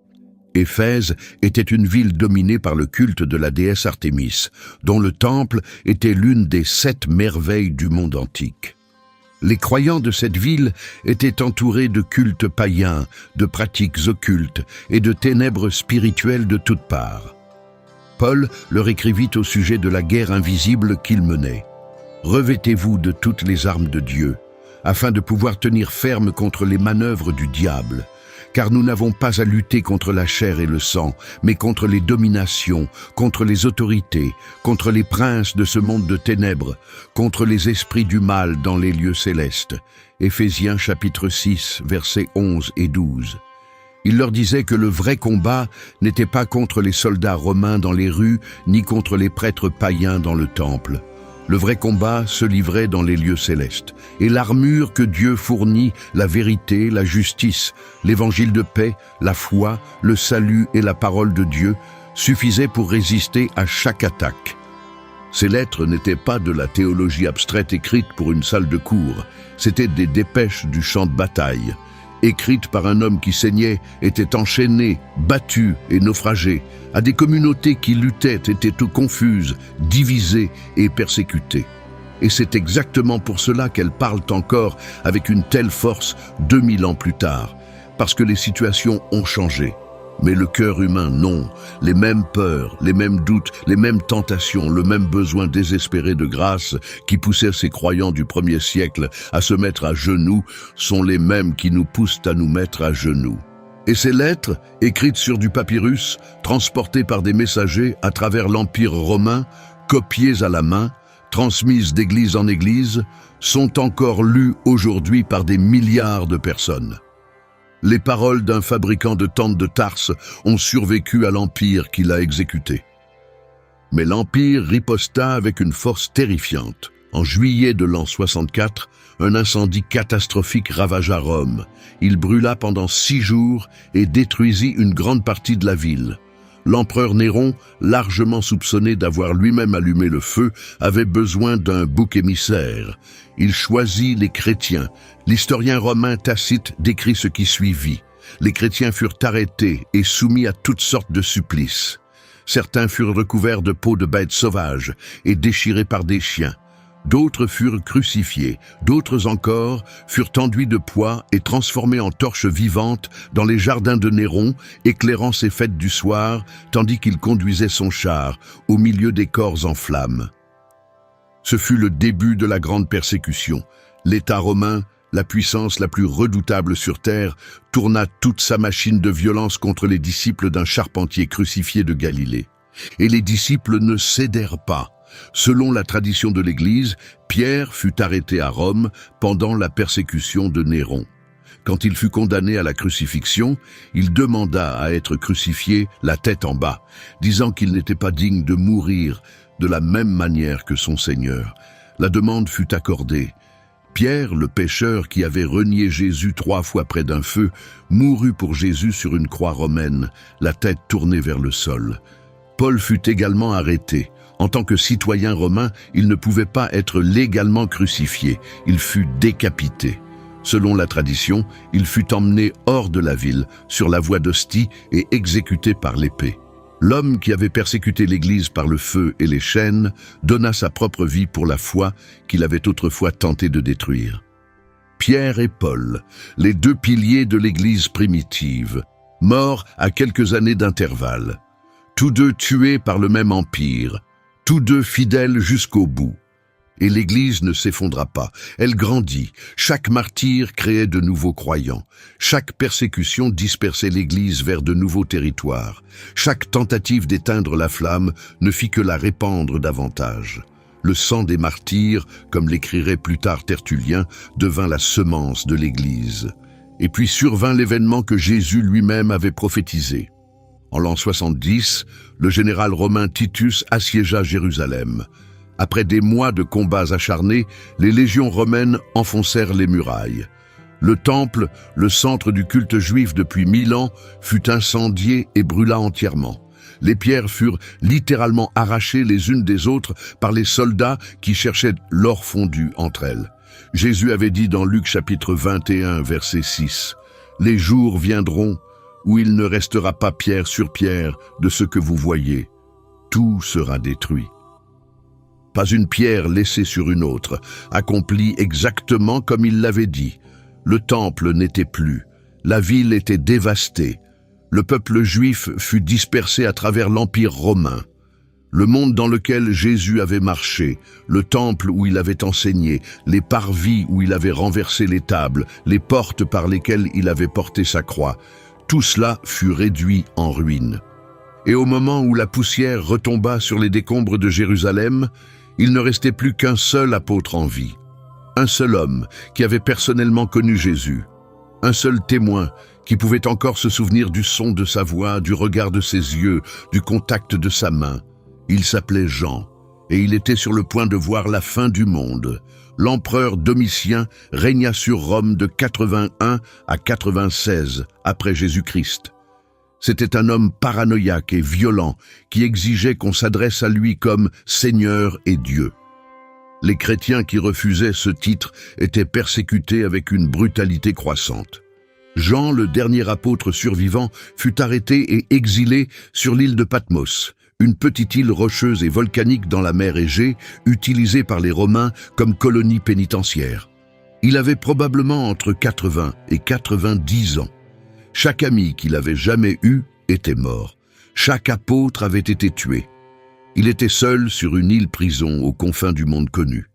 Et c'est là, un dimanche, que Jean reçut la vision la plus extraordinaire de toute la Bible. Apocalypse chapitre 1, verset 10. « Je fus saisi par l'Esprit au jour du Seigneur, et j'entendis derrière moi une voix forte, comme le son d'une trompette. Il se retourna, et ce qu'il vit le jeta à terre.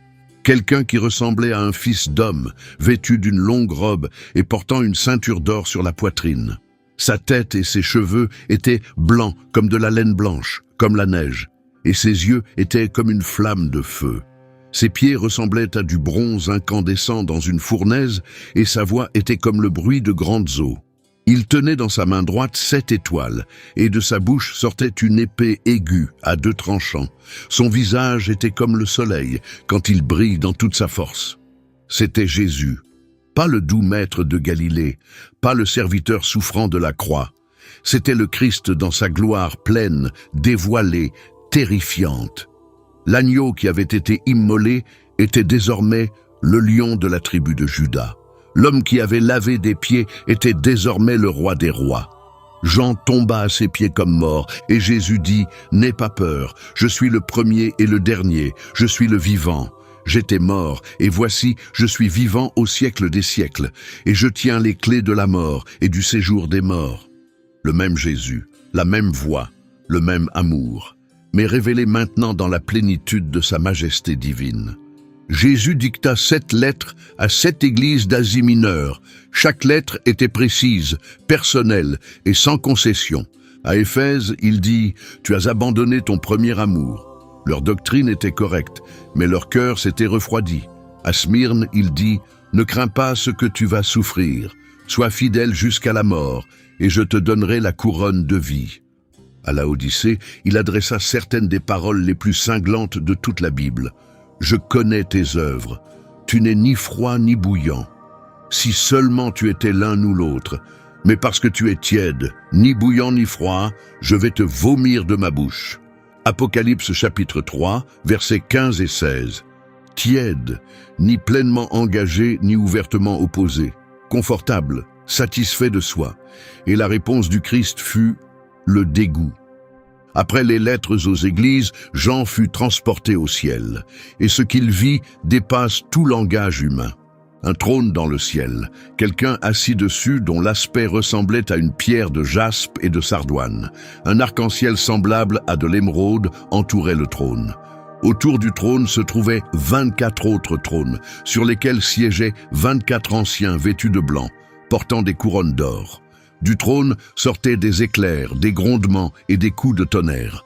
Devant le trône brûlaient 7 lampes ardentes et s'étendaient comme une mer de verre, limpide comme du cristal.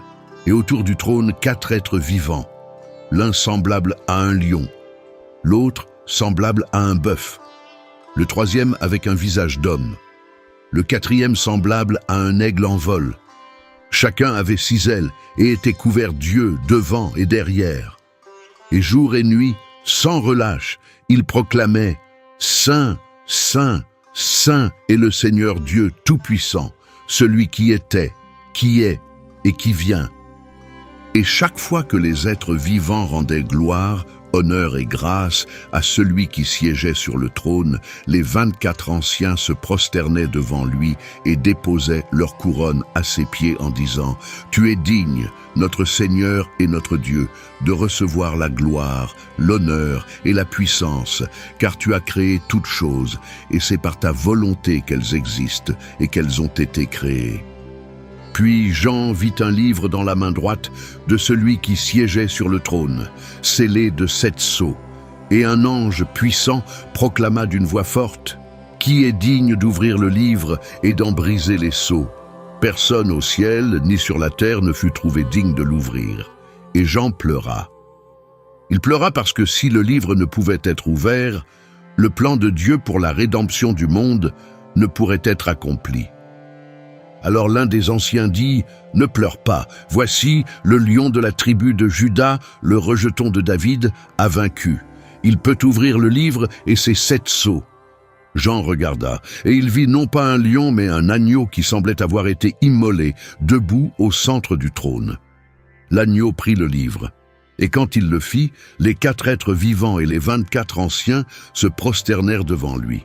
Chacun tenait une harpe et des coupes d'or remplies d'encens, qui sont les prières des saints.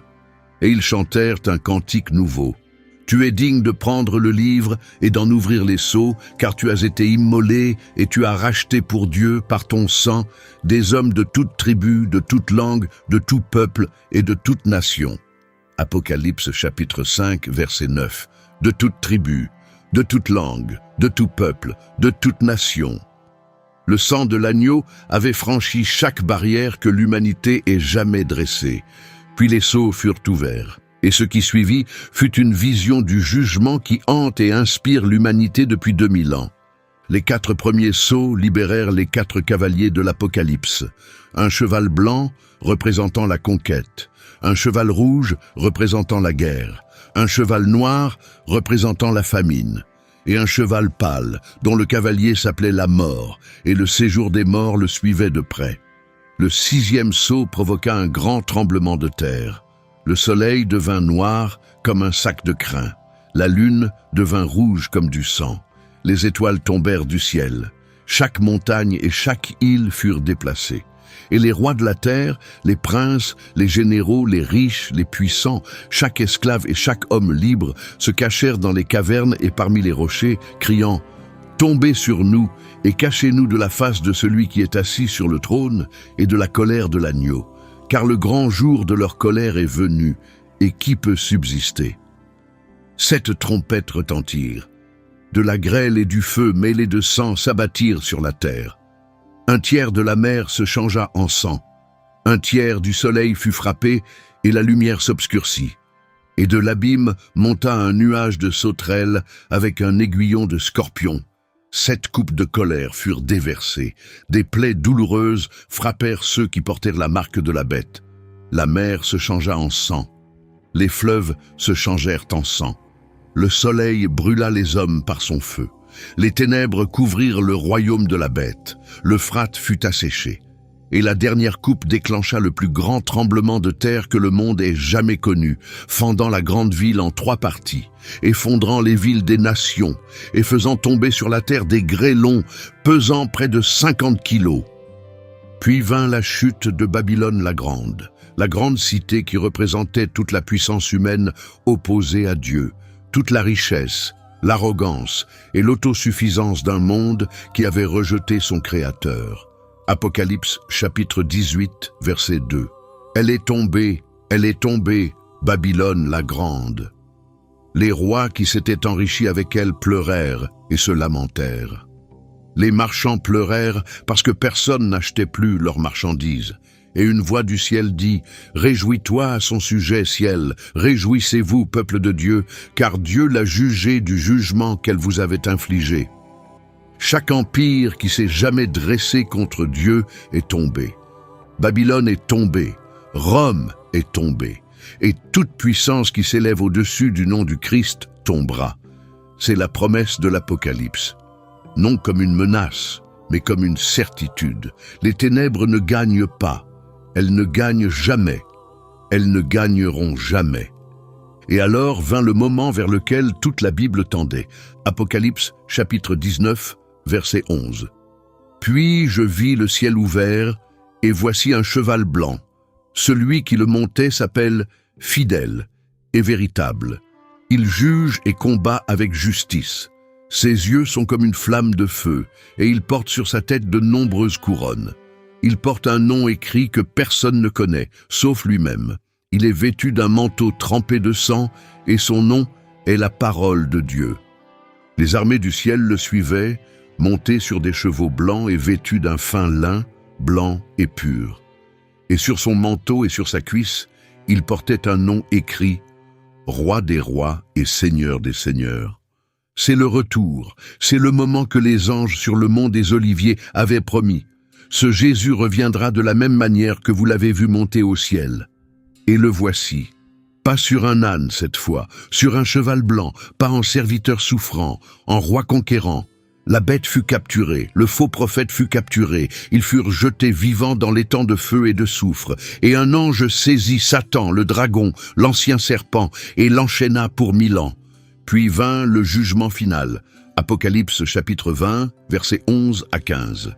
Un grand trône blanc, et celui qui siégeait dessus. La terre et le ciel s'enfuirent devant sa face, et il ne se trouva plus de place pour eux. Les morts, grands et petits, se tinrent devant le trône. Des livres furent ouverts. Et un autre livre fut ouvert, celui qui est le livre de vie. Les morts furent jugés selon leurs œuvres, d'après ce qui était écrit dans les livres. Quiconque ne fut pas trouvé inscrit dans le livre de vie fut jeté dans l'étang de feu. C'est le verset le plus solennel de toute l'Écriture, une séparation définitive et irréversible. Et il fait de l'Évangile non seulement une bonne nouvelle, mais une nouvelle urgente. La question de savoir où tu te tiens devant Dieu n'est pas philosophique, elle est éternelle. Mais l'Apocalypse ne se termine pas par le jugement, elle se termine dans la gloire. Apocalypse chapitre 21, verset 1. Puis, je vis un ciel nouveau et une terre nouvelle, car le premier ciel et la première terre avaient disparu et la mer n'existait plus. Jean vit la ville sainte, la Jérusalem nouvelle, descendre du ciel d'auprès de Dieu, prête comme une épouse qui s'est parée pour son époux, et il entendit une voix forte venant du trône. Voici la demeure de Dieu parmi les hommes.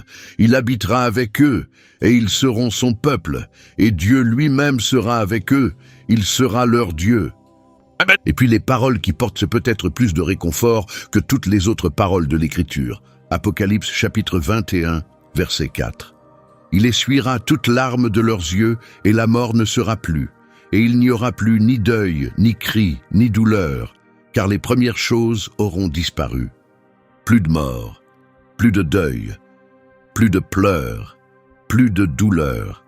Chaque larme essuyée par la main de Dieu lui-même. Le Dieu qui a regardé son propre Fils mourir sur une croix. Le Dieu qui a entendu les cris des martyrs. Le Dieu qui a vu chaque injustice, chaque cruauté, chaque acte de violence que les hommes ont jamais commis les uns contre les autres. Ce Dieu essuiera personnellement les larmes des yeux de son peuple. Et les choses qui avaient causé ces larmes auront disparu pour toujours. La Jérusalem nouvelle est décrite dans un détail saisissant.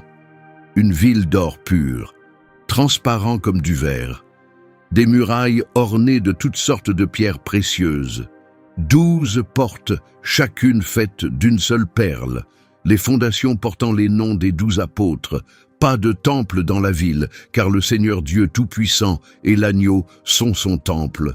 Ni soleil ni lune, car la gloire de Dieu l'éclaire et l'agneau est son flambeau. Et au milieu de la ville, le fleuve d'eau de la vie, limpide comme du cristal, coulant du trône de Dieu et de l'agneau. De chaque côté du fleuve se tenait l'arbre de vie, portant 12 récoltes de fruits, donnant son fruit chaque mois. Et les feuilles de l'arbre sont pour la guérison des nations. L'arbre de vie, perdu dans Genèse chapitre 3, quand Adam et Ève furent chassés du jardin après leur péché. La toute première chose que l'humanité perdit à cause de la chute est la toute dernière chose que Dieu restaure. La Bible commence dans un jardin avec un arbre. Elle se termine dans une ville avec un arbre. Et l'histoire entre ces deux arbres est l'histoire de la manière dont Dieu a reconquis ce qui avait été perdu. Il n'y aura plus de malédiction. Le trône de Dieu et de l'agneau sera dans la ville, et ses serviteurs le serviront. Ils verront sa face, et son nom sera sur leur front. Il n'y aura plus de nuit. Ils n'auront besoin ni de la lumière d'une lampe, ni de la lumière du soleil, car le Seigneur Dieu les éclairera. Et ils régneront au siècle des siècles. Les dernières paroles de Jésus dans la Bible, Apocalypse chapitre 22, verset 20. Oui, je viens bientôt. Et la réponse de Jean, la réponse de chaque croyant qui a jamais lu ces mots et aspiré au jour où Dieu remettra toutes choses en ordre. Amen. Viens, Seigneur Jésus. Voilà l'histoire du Nouveau Testament, d'une crèche à Bethléem à un trône dans la Jérusalem nouvelle, d'un bébé emmailloté à un roi vêtu d'un manteau trempé de sang, d'un tombeau emprunté à une ville dont les portes ne se fermeront jamais. C'est l'histoire d'un Dieu qui n'est pas resté au ciel, un Dieu qui est entré dans le désordre de la vie humaine, qui est né dans une étable, qui a mangé avec les pécheurs, qui a touché les lépreux, qui a pleuré aux funérailles, qui a lavé des pieds sales, un Dieu qui s'est laissé arrêter, moquer, battre et clouer sur une croix, non parce qu'il était faible, mais parce qu'il aimait. C'est l'histoire de 12 hommes ordinaires qui ont vu le Christ ressusciter et ont été transformés si profondément qu'ils ont passé le reste de leur vie à en témoigner. Même si cela a coûté à chacun d'eux soit la liberté, soit la vie. C'est l'histoire d'une église qui est née dans le feu et qui a survécu à chaque tentative de la détruire. Des empires se sont effondrés, des persécutions ont fait rage, des civilisations entières se sont élevées et ont été réduites en poussière. Et le message qui a commencé avec une poignée de disciples effrayés dans une chambre haute à Jérusalem est aujourd'hui le message le plus cru, le plus lu et le plus traduit de toute l'histoire de l'humanité. 2000 ans, 2 milliards de croyants. Le Nouveau Testament a été traduit dans plus de 700 langues. Il est lu sur chaque continent, dans chaque pays, dans les zones de guerre et dans les palais, dans les prisons et dans les cathédrales, dans les hôpitaux et dans les foyers. Et tout remonte à une seule personne, un charpentier de Nazareth, un homme qui n'a jamais écrit de livre, qui n'a jamais dirigé d'armée, qui n'a jamais occupé de fonction politique, qui n'a jamais voyagé à plus de quelques centaines de kilomètres de son lieu de naissance. Et pourtant, il a coupé l'histoire humaine en deux. Chaque date sur chaque calendrier du monde est mesurée à partir de sa naissance. Chaque église sur terre porte son nom. Chaque hôpital construit en son nom, chaque orphelinat fondé en son nom, chaque acte de miséricorde inspiré par ses paroles témoigne que l'histoire racontée dans ces 27 livres n'est pas simplement une histoire, c'est la vérité. Et l'histoire n'est pas terminée. La promesse finale du Nouveau Testament est que Jésus revient, le même Jésus qui est né à Bethléem. Le même Jésus qui a calmé la tempête, le même Jésus qui est mort sur la croix et qui est sorti du tombeau. Il revient, pas comme un bébé, comme un roi, pas pour souffrir, pour régner. Et quand il viendra, tout genou fléchira et toute langue confessera que Jésus-Christ est Seigneur à la gloire de Dieu le Père. Philippiens chapitre 2, versets 10 et 11. La question que le Nouveau Testament te pose n'est pas de savoir si cette histoire est intéressante. La question est ce que tu en feras. La question est de savoir où tu te tiens. Dans l'histoire du Nouveau Testament, il n'y a que deux positions. Soit tu te tiens au pied de la croix, recevant la grâce qui a été versée pour toi. Soit tu te tiens à l'écart, regardant de loin, attendant que ce soit le bon moment. Félix attendit le moment favorable. Il ne vint jamais. Pilate se lava les mains et s'en alla. Judas trahi par un baiser. La foule choisit Barabbas. Mais Pierre renia Jésus 3 fois et fut restauré. Thomas douta et reçut la preuve. Paul persécuta l'Église et devint son plus grand ambassadeur. Le brigand sur la croix cria dans son dernier souffle et fut accueilli au paradis. Il n'est jamais trop tard et personne n'est allé trop loin. L'invitation que Jésus a lancée il y a 2000 ans est la même invitation qui reste ouverte aujourd'hui. Venez à moi, vous tous qui êtes fatigués et chargés, et je vous donnerai du repos. Matthieu, chapitre 11, verset 28. Et la promesse qui clôt le Nouveau Testament est la promesse qui soutient chaque génération de croyants jusqu'à son retour. Oui, je viens bientôt. Amen. Viens, Seigneur Jésus. Si cette histoire a remué quelque chose dans ton cœur, il y a dans le Nouveau Testament un homme dont l'histoire personnelle est tout aussi extraordinaire. L'homme qui a écrit plus de la Bible que tout autre être humain et qui ne faisait même pas partie des 12 apôtres. Son histoire va remettre en question tout ce que tu crois savoir sur la manière dont Dieu agit. Clique sur la vidéo qui apparaît sur ton écran maintenant. Et si tu ne t'es pas encore abonné à cette chaîne, fais-le maintenant, parce que nous ne faisons que commencer. Que la grâce du Seigneur Jésus-Christ soit avec toi, maintenant et pour toujours.